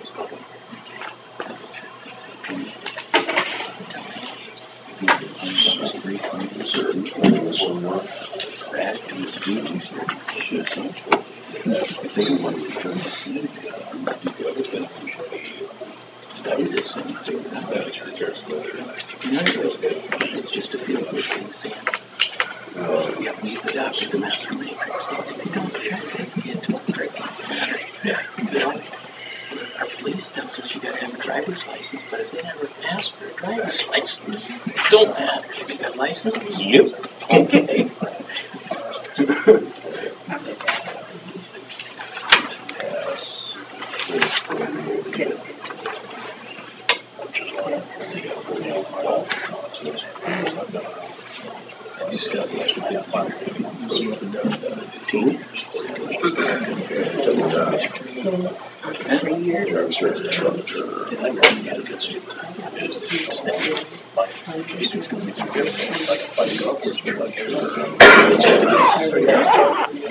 So that would be kicked out. And then the well being from the road.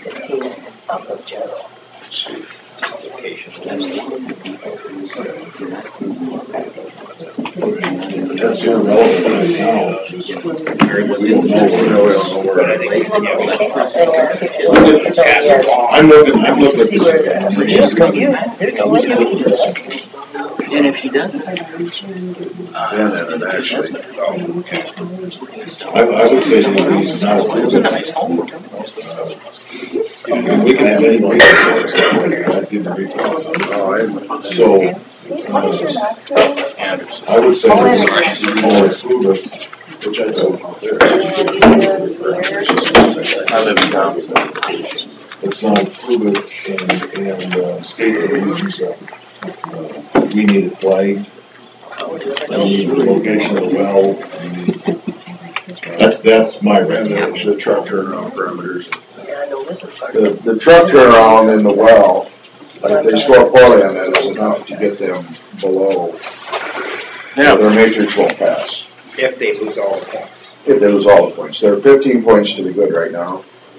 And a truck turnaround is worth how Truck much? turnaround's worth 20. Right, so, And the well, I didn't find that one yet. and what it comes down to, if you deny it for that reason, then the DNR will look at this thing and they'll say, yep, you're right.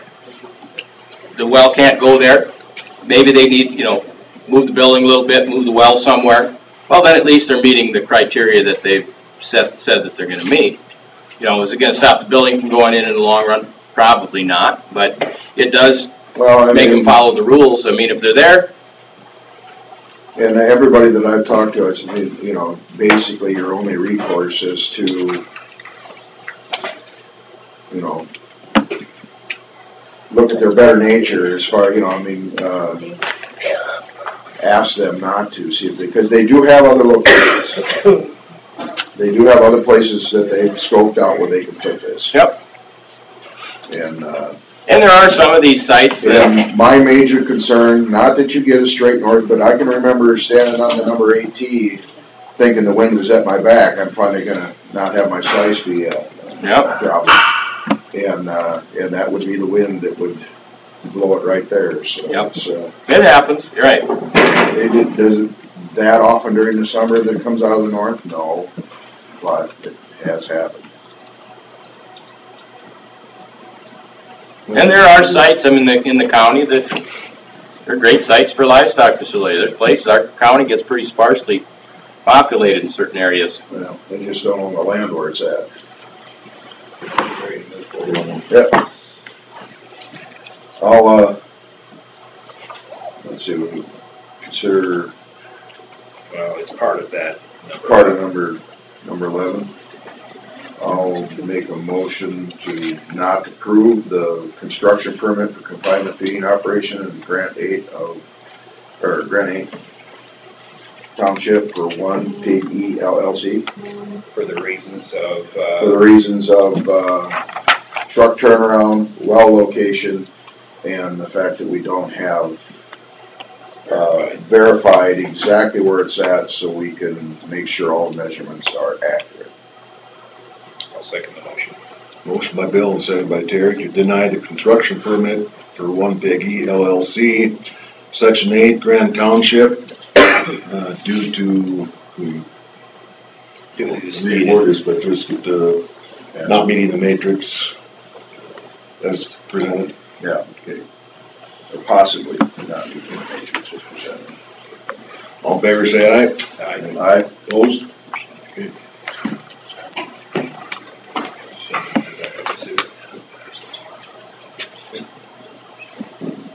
Thanks for coming in. Yep, thank you. Thanks. Thank you, Steve. Excuse me, sir, I'm with county and team, we're doing a story on this, and I'm just Okay. going for all my guys. Okay, thank you. Well, I heard from Ryan.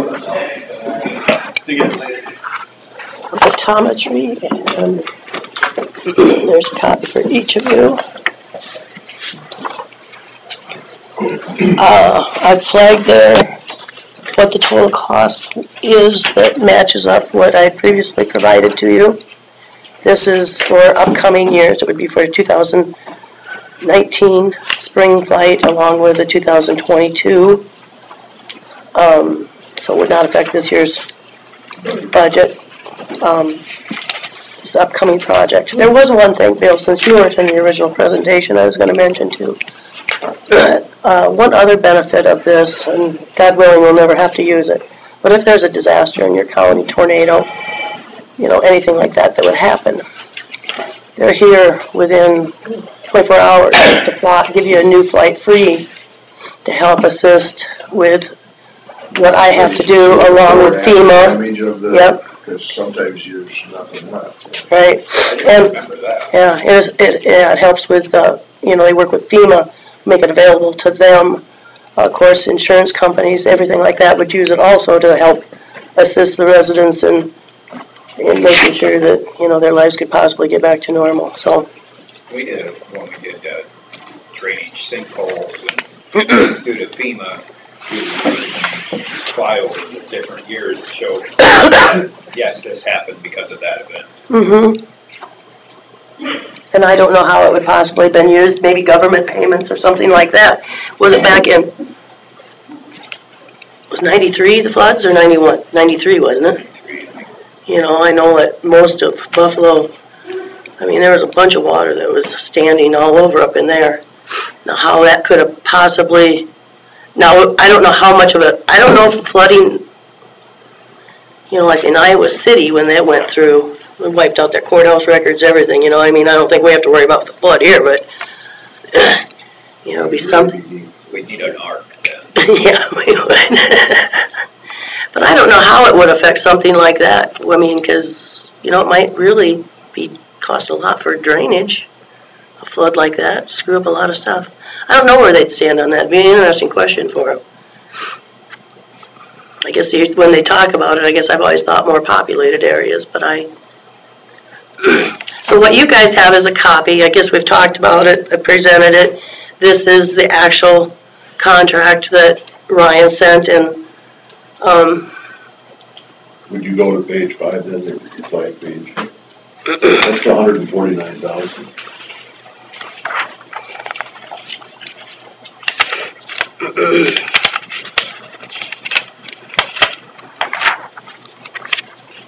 that's for the 6 years.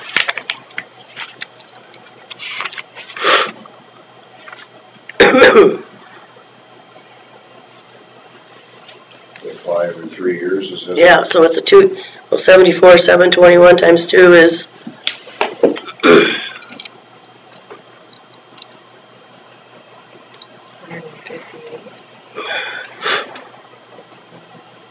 Yeah, that'd be right. Well, I thought it was less than that for 3 years.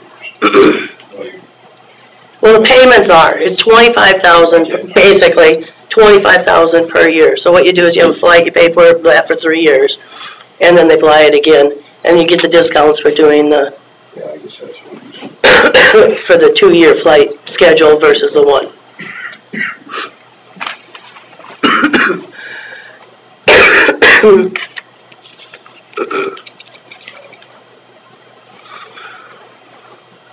Well, 6-year contract is what they recommend. That's where you get the best deal.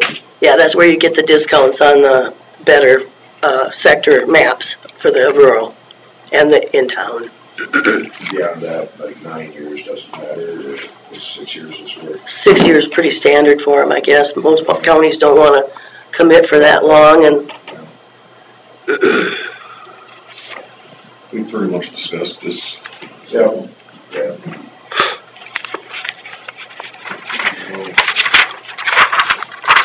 So there's a motion to go ahead with the contract with pictometry for a 6-year period of time. I'll second the motion. Motion made by Bill, seconded by Terry to approve the contract with pictometry for the period stated in the contract. All in favor, say aye. Aye. Opposed? Thanks, Sue. thank you. Thanks for helping us on our visuals. Yeah. No worries. How did you do the radius? There's a spatial tool up at the top, Okay. right next to the buffer. I think it's to the right of that. Okay. And that's something we just used last week for sex offenders. Teaching the officers how to. Pull the radius out to see whether one then. Pardon me? One? Yes. To my knowledge, I think I can send it back. They'll send a signed copy, and I think we'll be done. No. It's all written down. Any other questions? Or? Okay. Thank you. Thank you.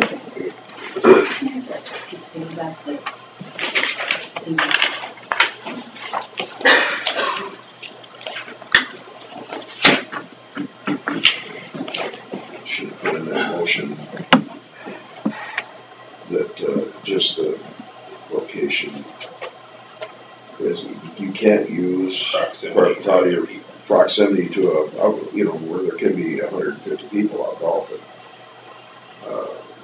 You kind of discussed that when we. Can that be one of the parameters? Well, from what I read here, we can deny it for any reason. Any And reason. then it goes back to. That should have been something that we included in on that, because that's not just a few people on a farm place, even though I don't wanna minimize somebody who has to live around smelling that.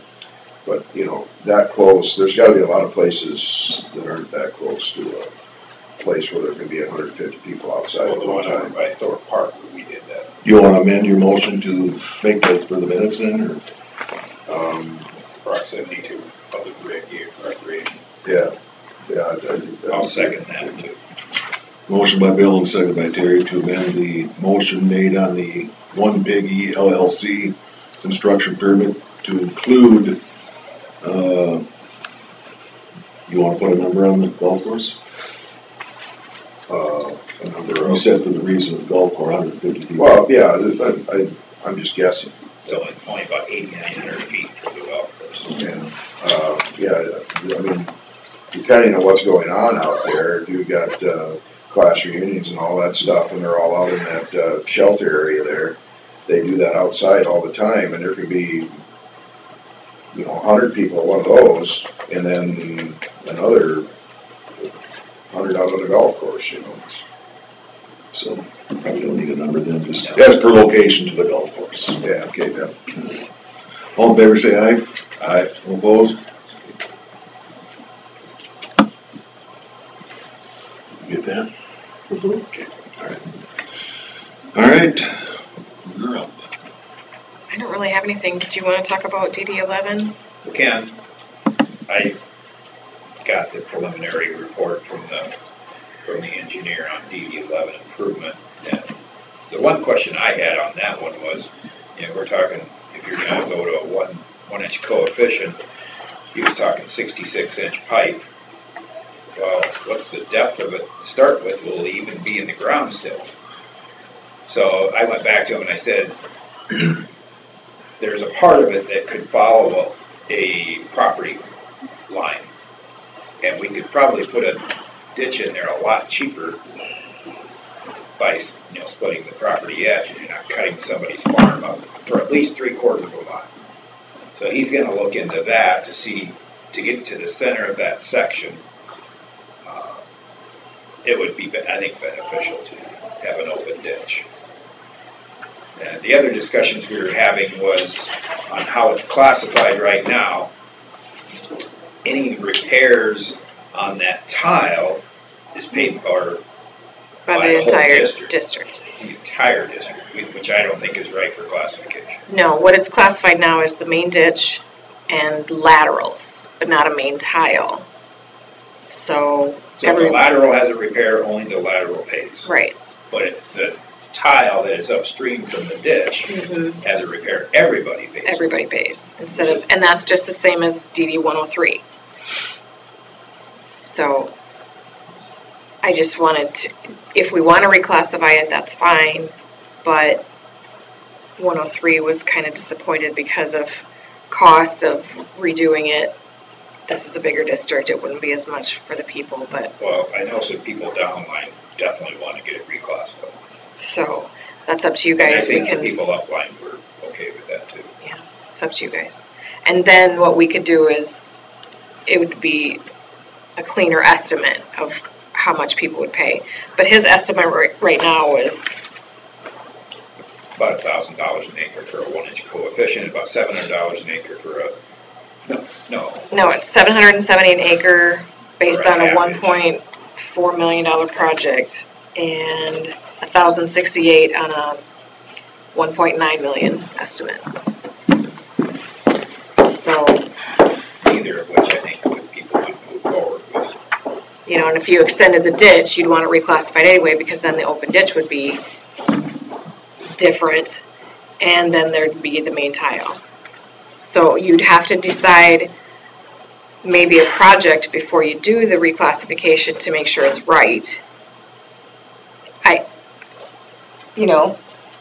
Well, I think the place to start would be to reclassify the ditch and that main tile.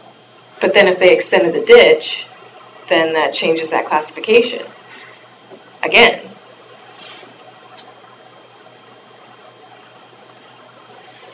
because then that's longer and there's less tile and. So the question I had for the engineer was, if these people upstream on the ditch, or on the tile line, want to improve it by digging a ditch, who pays for that? Since it's a ditch. I say if they're improving the ditch should pay. If they're improving the tile should pay. But they're improving the tile by making a ditch. Right. See, that would, if it was included in the ditch, the main ditch, that would open up to a remonstrance. Right. More than likely. But can they do that at their own costs as an improvement to their tile? But that's a lawyer thing. I'm sure they could. With permission of the trustees. But he was gonna come up with an estimate what it would take to go about 3/4 of a mile with an open ditch. And then put it in that report as another option. So that'd be another. Huh? Where's it set? You know where, where the pig place is on the south side of Highway 9 in Newton Township? You know where Shutter is? It's straight west of Shutter. The ditch goes past his place, the ditch ends in his section. So then it'd go another 3/4 of a mile due west, basically. Oh, you didn't get a copy? No. I'm so sorry. But I thought he sent it to you. It didn't really sorry. give any depths in there. We'd have to look at the map, see how deep the tile is now and how deep you can get it. And it seems like that big of tile is gonna be hard to cover up. Right. With 3 feet of cover or whatever.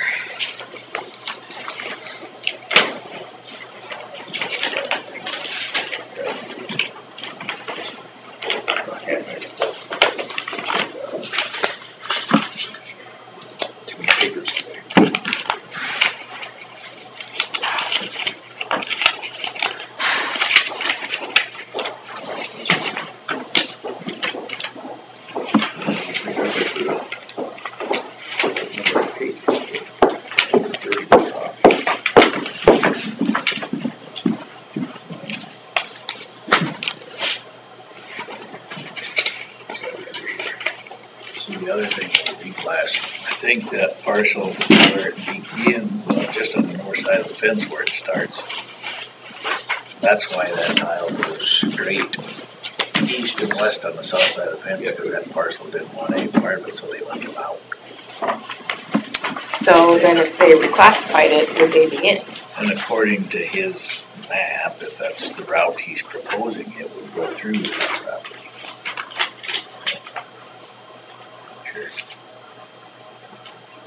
What was that part? Well, from the very upper end of that ditch, that Halverson property to the north, way back when, I'm not sure that that parcel is part of the assessment now, because they didn't want anything to do with it, so that's why the tile goes straight east and west on the south side of that line fence. Isn't that for sale now, too? I saw where that's for sale. But according to his map, his location map, it goes, looks like he had proposed through there, but maybe that's not accurate either. And I have the schedule now of the main ditch to know who's in it, but I could tell you if that parcel's in it.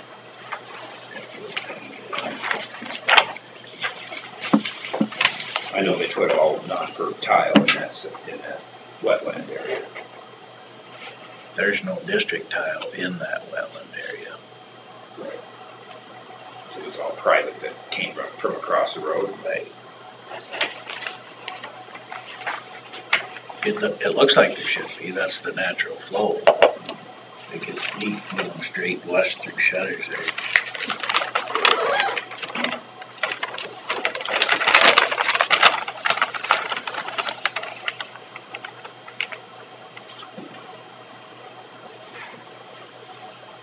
Be the northwest quarter of 28.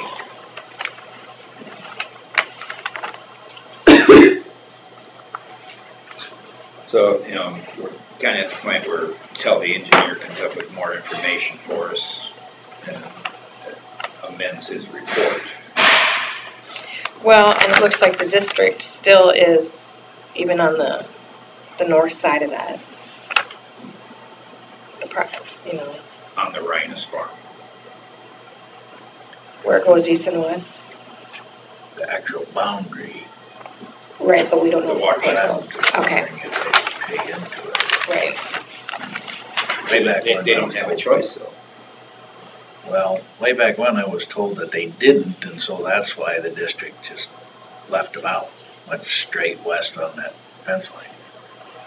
So they probably made a 12-foot cut compared to a 4-foot cut to follow through the natural flow there through Culverson's. Way back when. Wait. But I know that's where it's at. You're saying more than 7 years ago.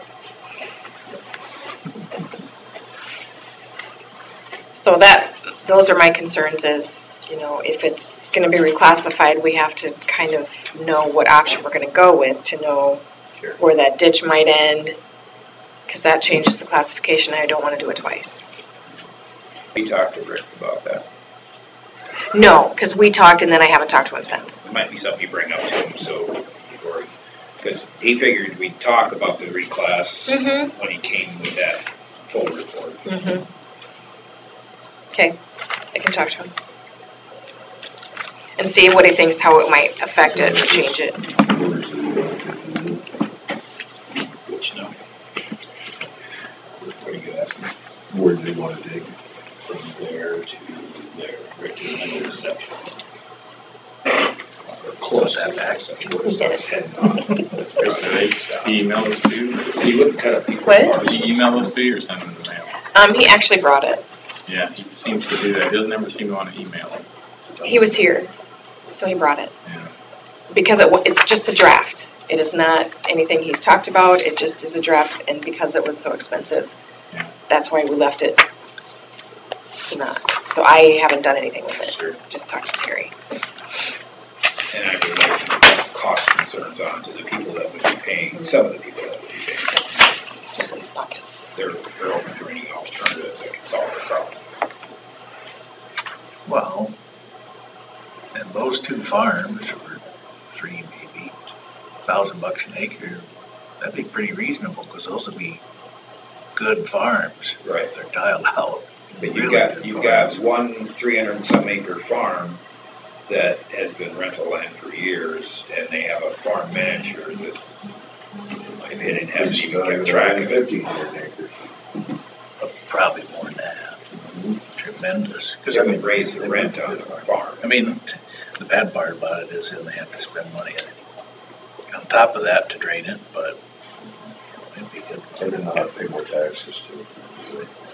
And, back when they started this process, I told them they need to do wetland determination, and NRCS don't know if they have yet. That might be challenging in that one farm. I would think there would be some in there. But there was tile in those wetlands that just didn't work. So they might be able to mitigate it somewhere more convenient than potholes here and there and everywhere, possibly. Well, if you want to talk to Rick, he has all his ducks in a row when he comes. And can we wait until that March 30th when he comes for those other hearings?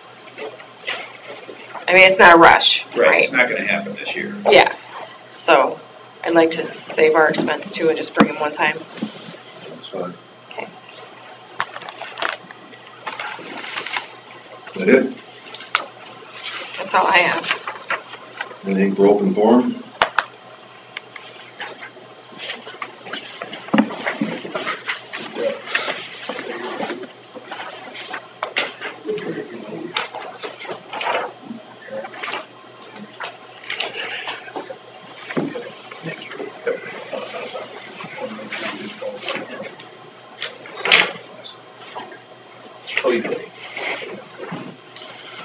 Okay, hearing none. consider for approval early retirement package.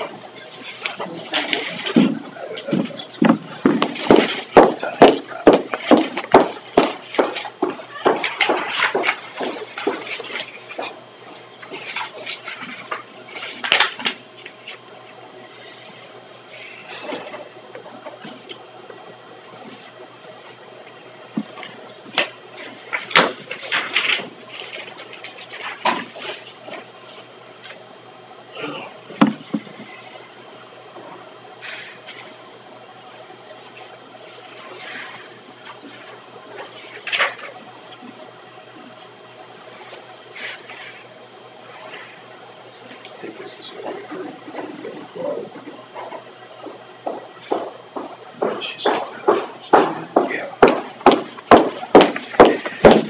So I emailed it to you, but that's, after talking to Mike Galloway, after, This is the same one you emailed to us. I printed out what the last one you emailed. yes, and that should be what I have here. Because he said if you took it up fully, that we needed to do we needed to say what the employees were required or expected of them. So I took out the word fully and added in, that's, basically if it's a single policy, it's one way. If it's the family policy, then they pay the percentage that they're paying right now. Basically, without change.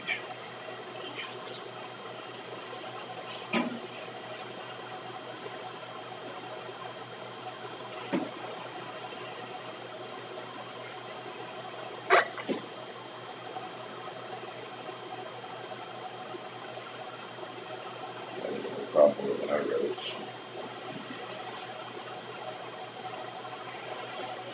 Well, I'll make a motion to approve the amended document for early retirement as presented. I'll second it. Motion made by Terry, seconded by Bill to approve the early retirement package as presented. Any questions? Yes, I do. I don't have questions. I need to read this.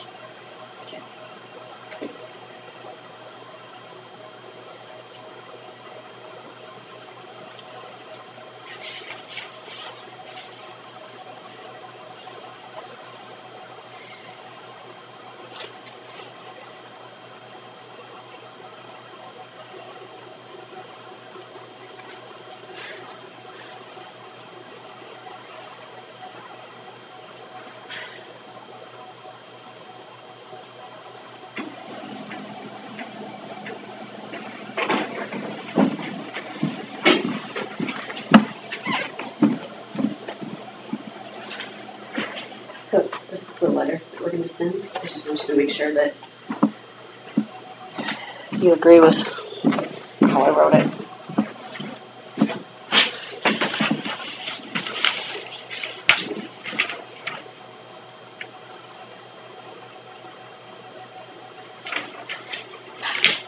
All in favor, say aye.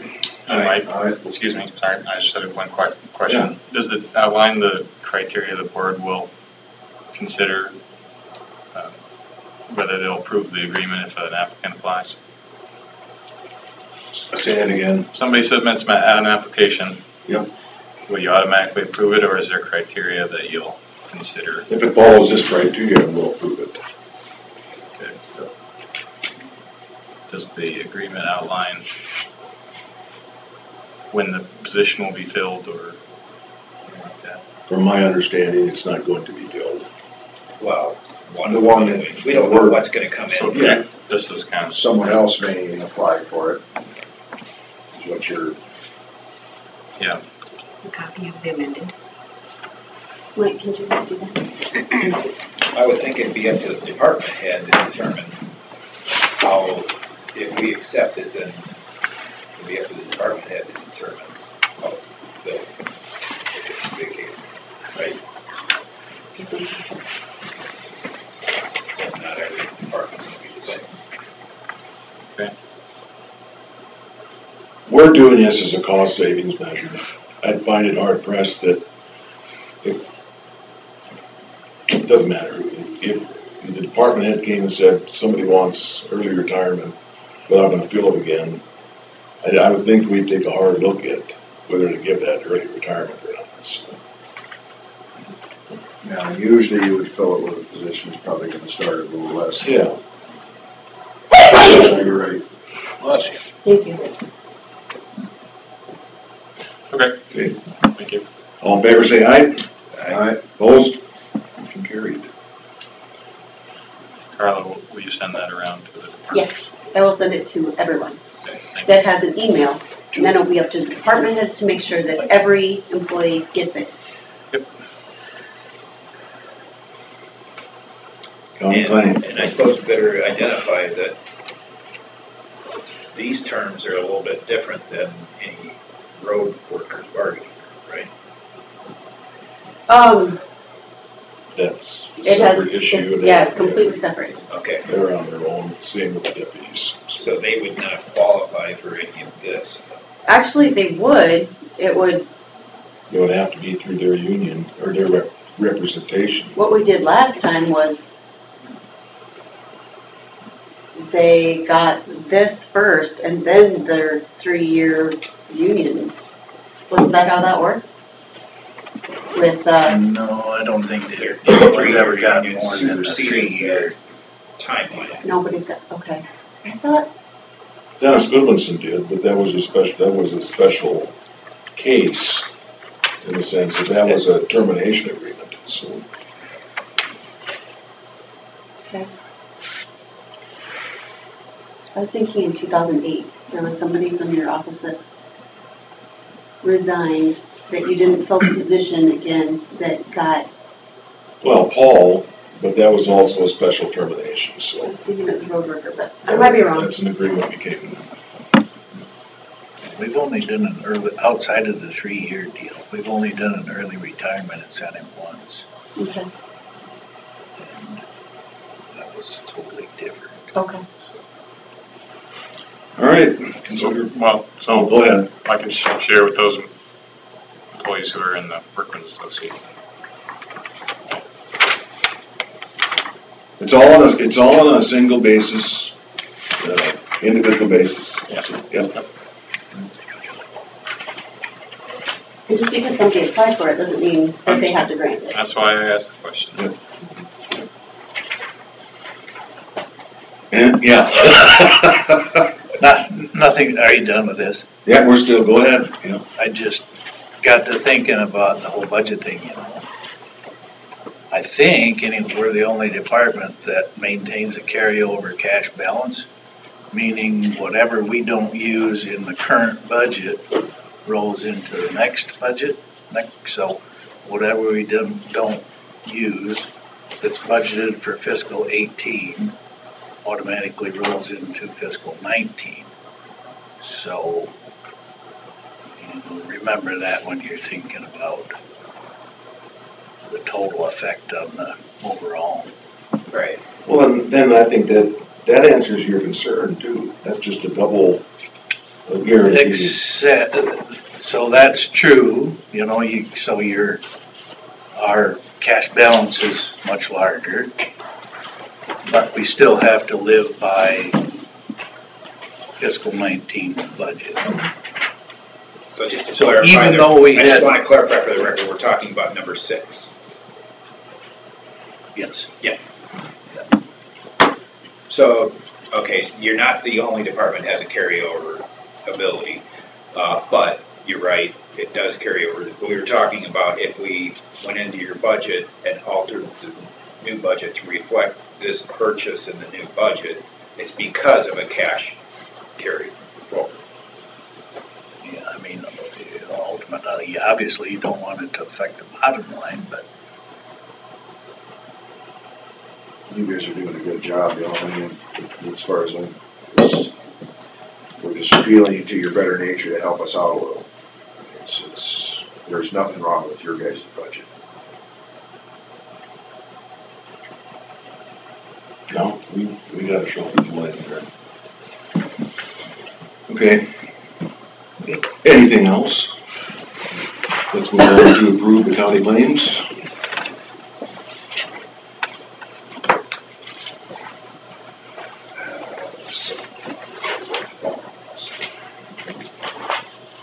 Any questions on?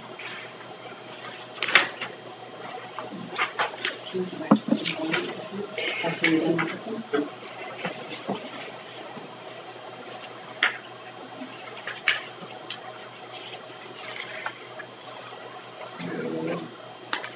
Well, it's just, I didn't get a chance to thoroughly look through this part of it. I looked through that part of it.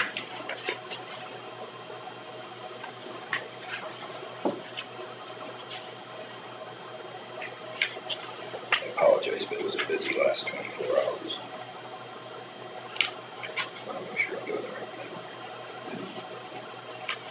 It was still out in the snow last night at 10 o'clock.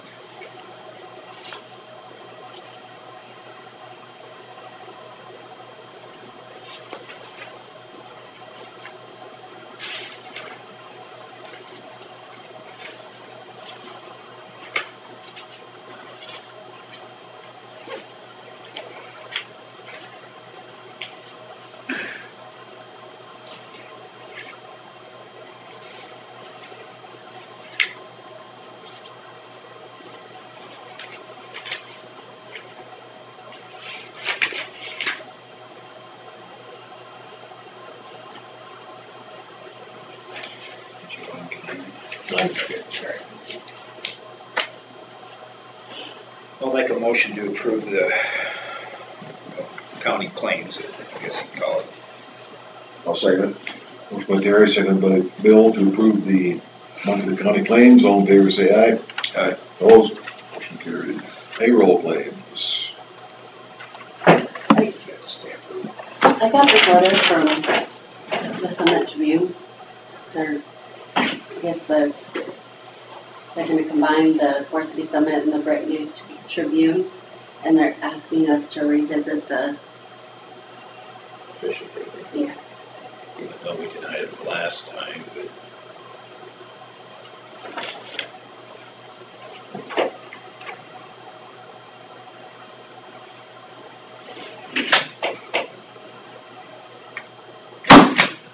I don't see how that changes anything.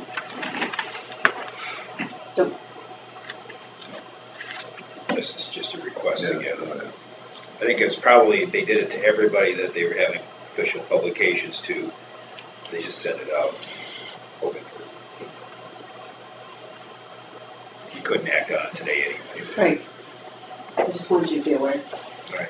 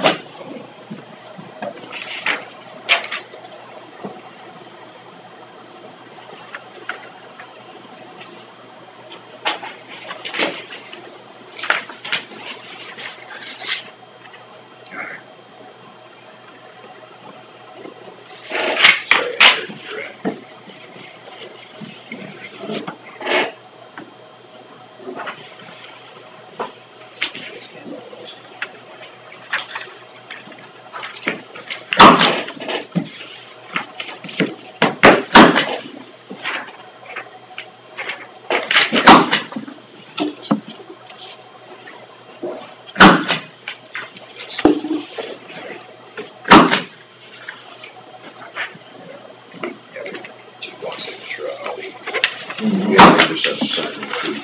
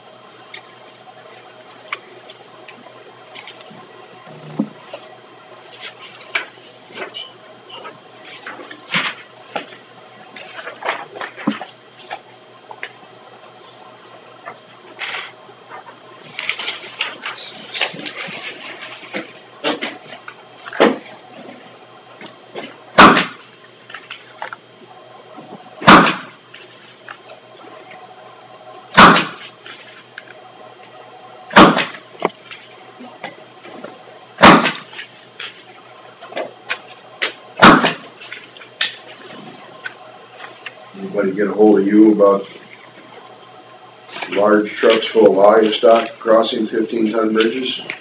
No, I'm not. 190th. I asked him where it was. You get the same message last night? I got a didn't you? picture of it, yeah. I got a picture of it too. It was Sunday night, wasn't it? Well, Yeah. and I sent him a message back and said, we can't afford to have a deputy sit by every posted bridge waiting for somebody to cross it, because trucks are over there once every couple months probably, a few months. And she said, the only thing we can do is have you get the name off the side of the truck if you see it, and the facility they came from, and we'll see what we can do from there, and, contact you guys. And, Yeah, we did not get any information on it. Can you write a ticket for exceeding the posted limit? Yes. Now, have you witnessed it? Is that good enough to get the ticket written, or is it your word against theirs, or? No, we'd have to witness it. You'd have to witness it, yeah, because you get calls all the time about people doing stupid stuff out of it. Yeah, we'd have to take it in someplace and weigh it, find out what it weighs. Yeah. And quite honestly, we'd probably call DOT enforcement in to do it. Yeah. So. Yeah, that's the sad thing. They have the element of their schedule. Yeah. This is a serious question here. So, if someone,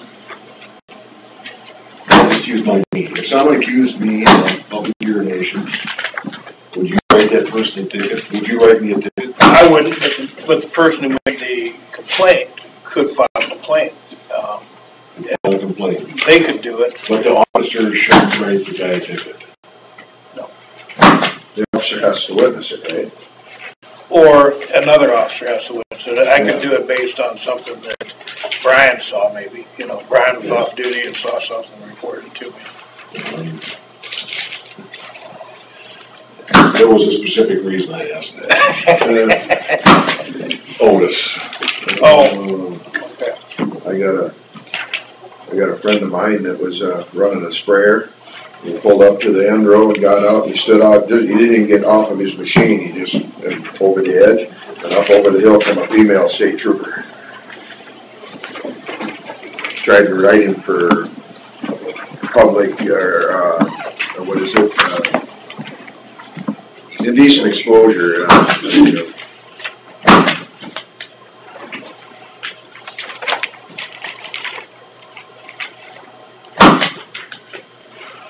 I think he got out of that part, but he didn't get out of the public urination or something. That's the letter. You want to just make sure it's out.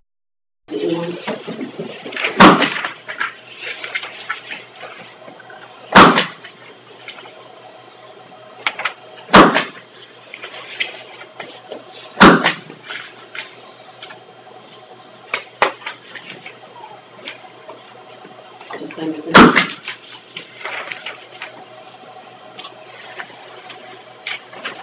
Thank you.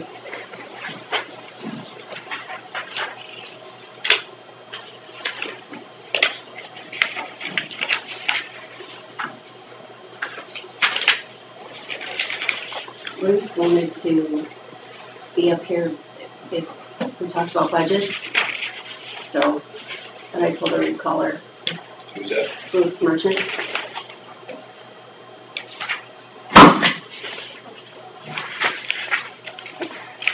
I don't really have anything specific I wanted to talk about, if you guys had anything for me today.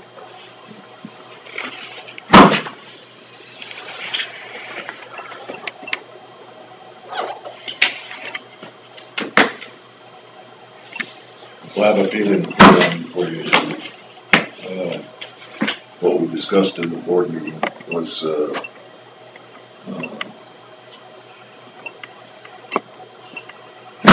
yeah, I guess it was. Go ahead, yeah. It would have to pertain to the 19 budget.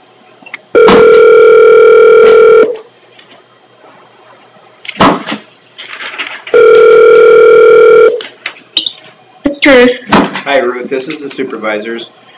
We're getting close to talking about budgets, if you wanted to come up and participate. Okay, we'll be there. All right, thank you. Thank you.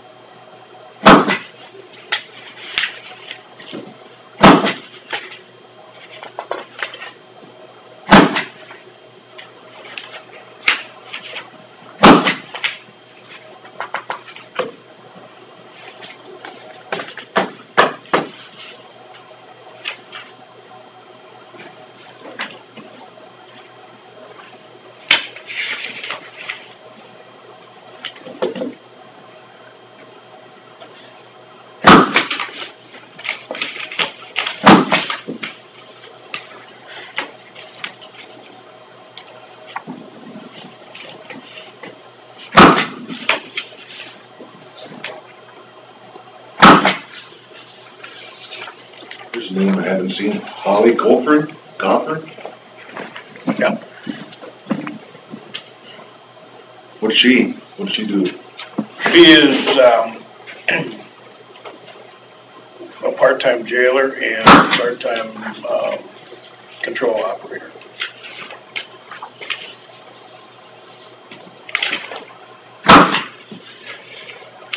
Same with Ricky Miller? Yep.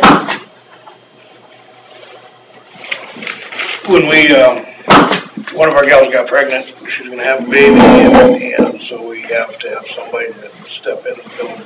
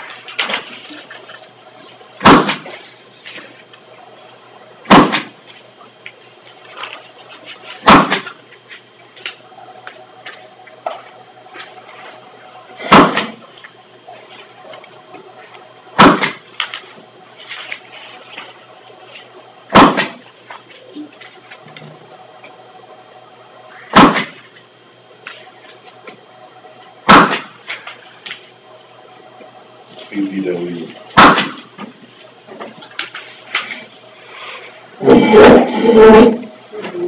That's secondary.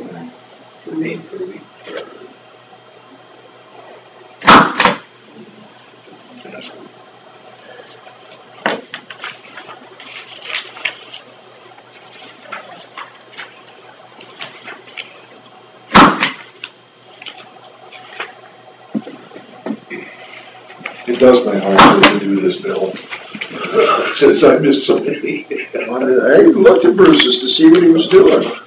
You're distracted. I saw him this morning, I didn't think he was doing a very good job, so I didn't want to stand there.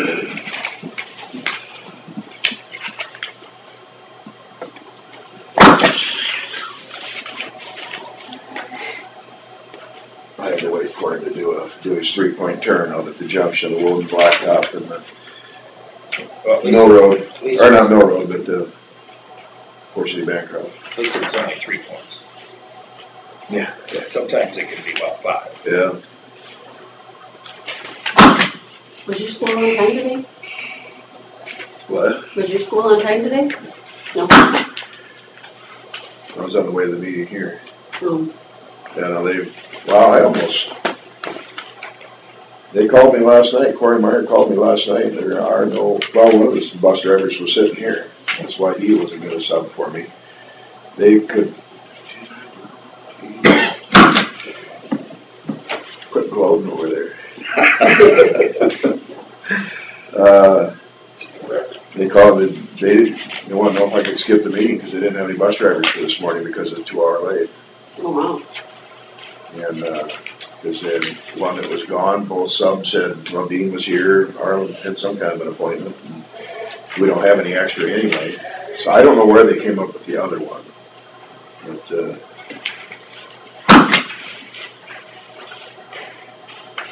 our transportation director may have had to go out and drive it himself, I suppose. Mm-hmm.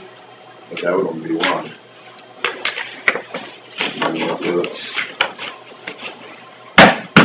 The other one was standing here, Brian Kramersmeyer, he's the other, one of the other subs.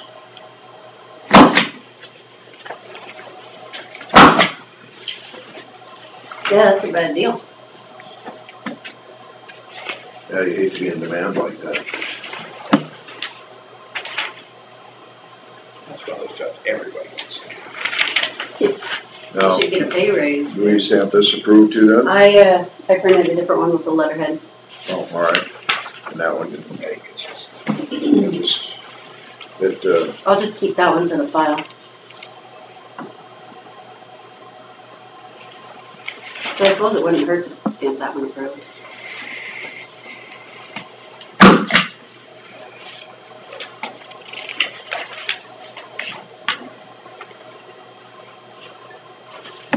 That's what made it.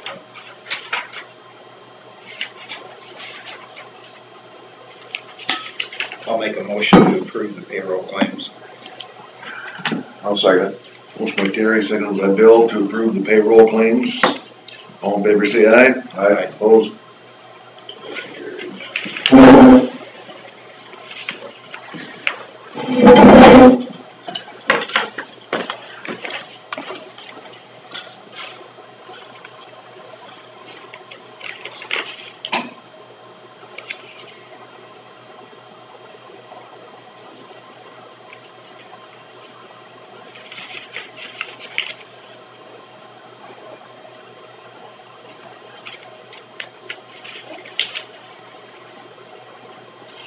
Did you want to talk to somebody specific, or you just? Well, any one of you guys, we're doing a story on the feeding up, and we just wanted to get, kind of what was discussed and everything, since You gonna do that, Bill? kind of caught the tail end of some of that.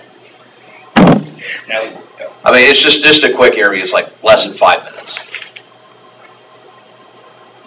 Well, what do you want to know? Oh, just like what was discussed, what were some of the issues brought up, like, were there some environmental concerns, were there, noise impacts, quality of life maybe gone down or something like that? The basic thing is just the close proximity to acreages, people who live there, and then, of course, the golf course. Oh, there's a golf course out there. There's a golf course that is a mile and 3/4 straight south. Straight south of the proposed flood. And just so I make sure I'm correct, you guys voted it down, voted down, Phil? Okay. We voted it down on possible, the well being located too close to the secondary road right away, and the truck turnaround parameters may not be right, especially in proximity to the well, and then of course just the close proximity to acreages. Even though it's within the legal limits in a sense, it's still going to be a nuisance for those people who live out there. You've got several places that are right at a half a mile, give or take a couple hundred yards away from this place, and one of them is, two of them are straight west, and the other one's from or straight east, I should say, and another one is northeast, which there's a lot of southwest south breezes and west breezes that come during the summer, and it's gonna be blowing right at where they live. And if they wanna go outside and grill some evening out on the deck, they're gonna have to possibly put up with the smell of this facility. And I really have no problem with facilities. It's good fertilizer, all that stuff. It's just that, especially this one, being so close to where there can be a couple hundred people trying to enjoy the outdoors in a golf course, that it's concerning to me. Okay. Well, when does this meeting wrap up, just out of curiosity? We don't know how long. Well, budget talks next. Budget talks can last for quite a while. Okay. I just need to get just a quick interview with one of you guys or anything, but since you're all in the meeting, don't worry, this is just a quick thing. We can step out here real quick and I'll be on my way. I apologize. I don't mean to break up your guys' meeting or anything. That's not my intention. Keep telling people I got a face for radio. Well, I actually did, before I got the TV here, I actually used to do radio. I was on there back in Kansas, so I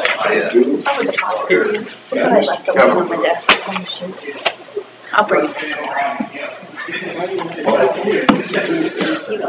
I'm doing a story on the proposed hockey lot just out here. Just had a couple minutes here to ask Questions? Questions? Or statements, I should say.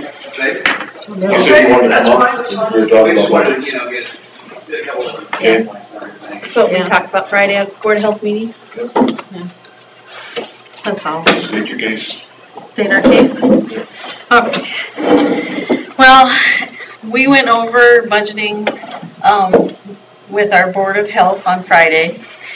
And they would not approve the budget that you want to take the FICA and that stuff out unless they get it in writing. So, is that a possibility? moved it. Yeah, I know, but can you just do something in writing for them? Just to, Yes. Okay, just to make them happy. I know, but just to make them happy. Then there was just one, we can go over that with you, Carla. As far as there was basically just one line item they wanted, two line items they wanted changed.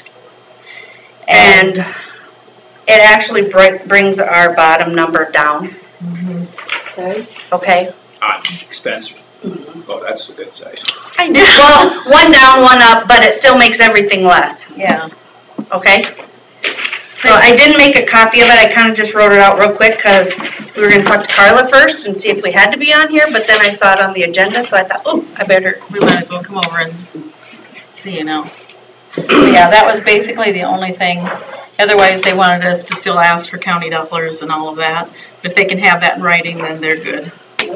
We don't have to have that in writing. That will just go into the budget.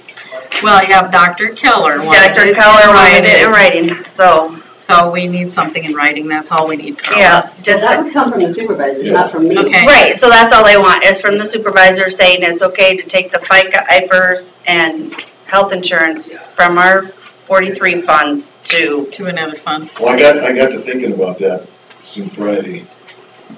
All we need to do as Board of Health is present the budget. right. We don't need a letter of guarantee.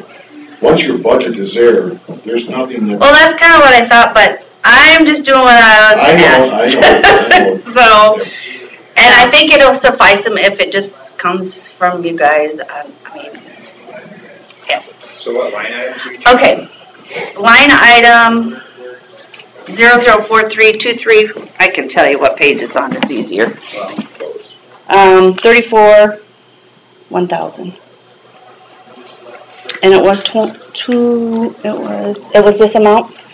They want to change that to 194,875.20. We're taking one of those extra helps out. 87520? Yep. We don't have decimals. Well, I know, but okay, 875. So either round it up or down. 875. And then the next line item is the 3,400. Again, that's right, should be right below it. It was 59,506. It should be 62,863.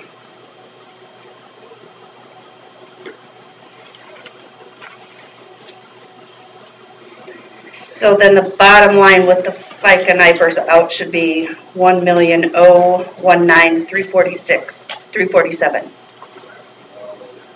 1,000,000 what? 019,347. You can make a copy of that for me. I just jotted it real fast. I hadn't even had, I mean, I did it a little bit yesterday, but.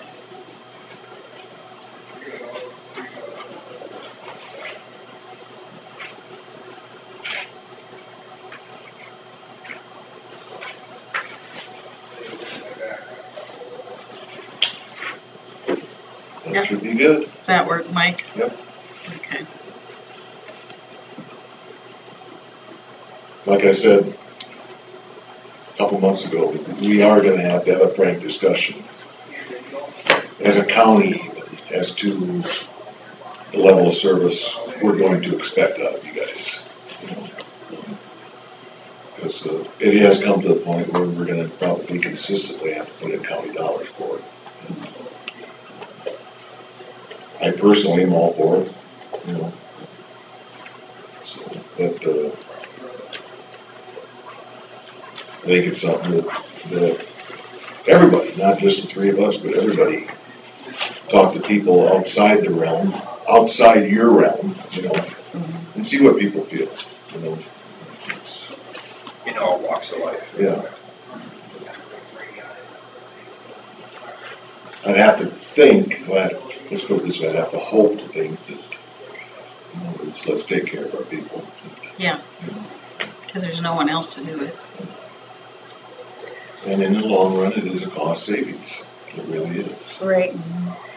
Do you just want this copy, Carla, or you want me to email it to you? Either way. Okay. Whatever. It don't matter. If you could read my chicken scratching.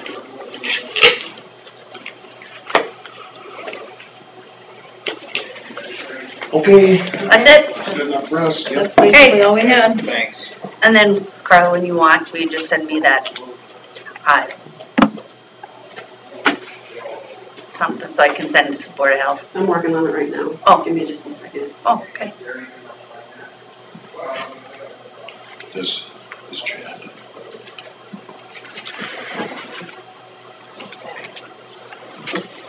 That's what we got one. Yeah, that's what. Okay. That explains it. I don't. No, it's the truth. Yeah.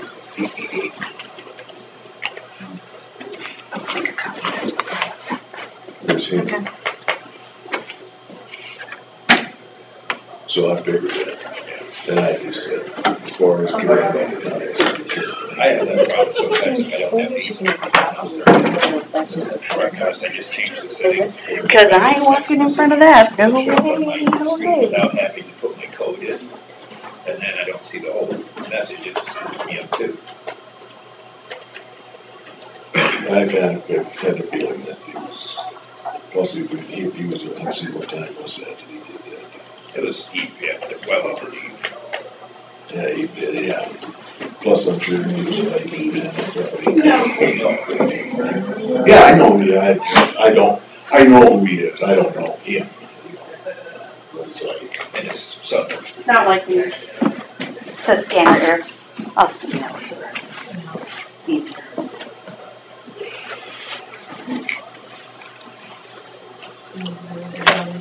Are they done? It's an error. I think so. Yeah, it's a scanner error. Oh, it's not a big deal.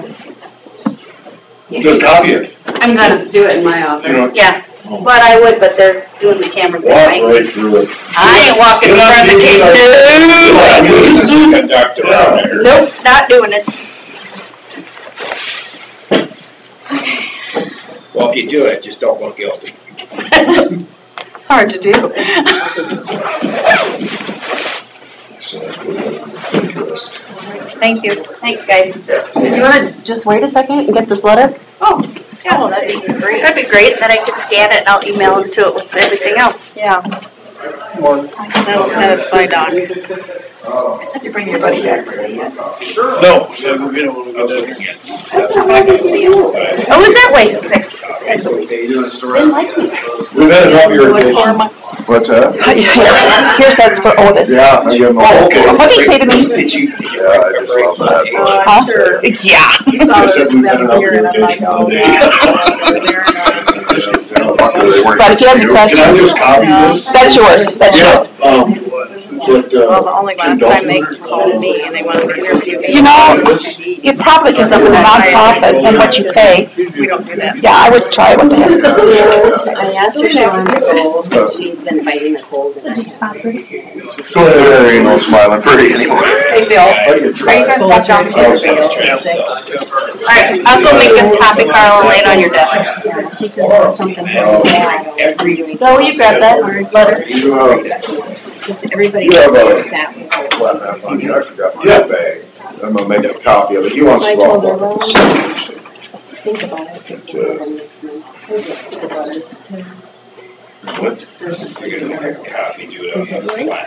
Didn't you do it February, March? Yeah, that's. They started out, this actually started out at 3, and then down to 2, I'm not sure what the number one. Oh, really?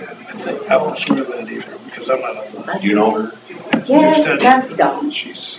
Okay. So do we push to get a copy of it, just okay, or? Yeah, that's right.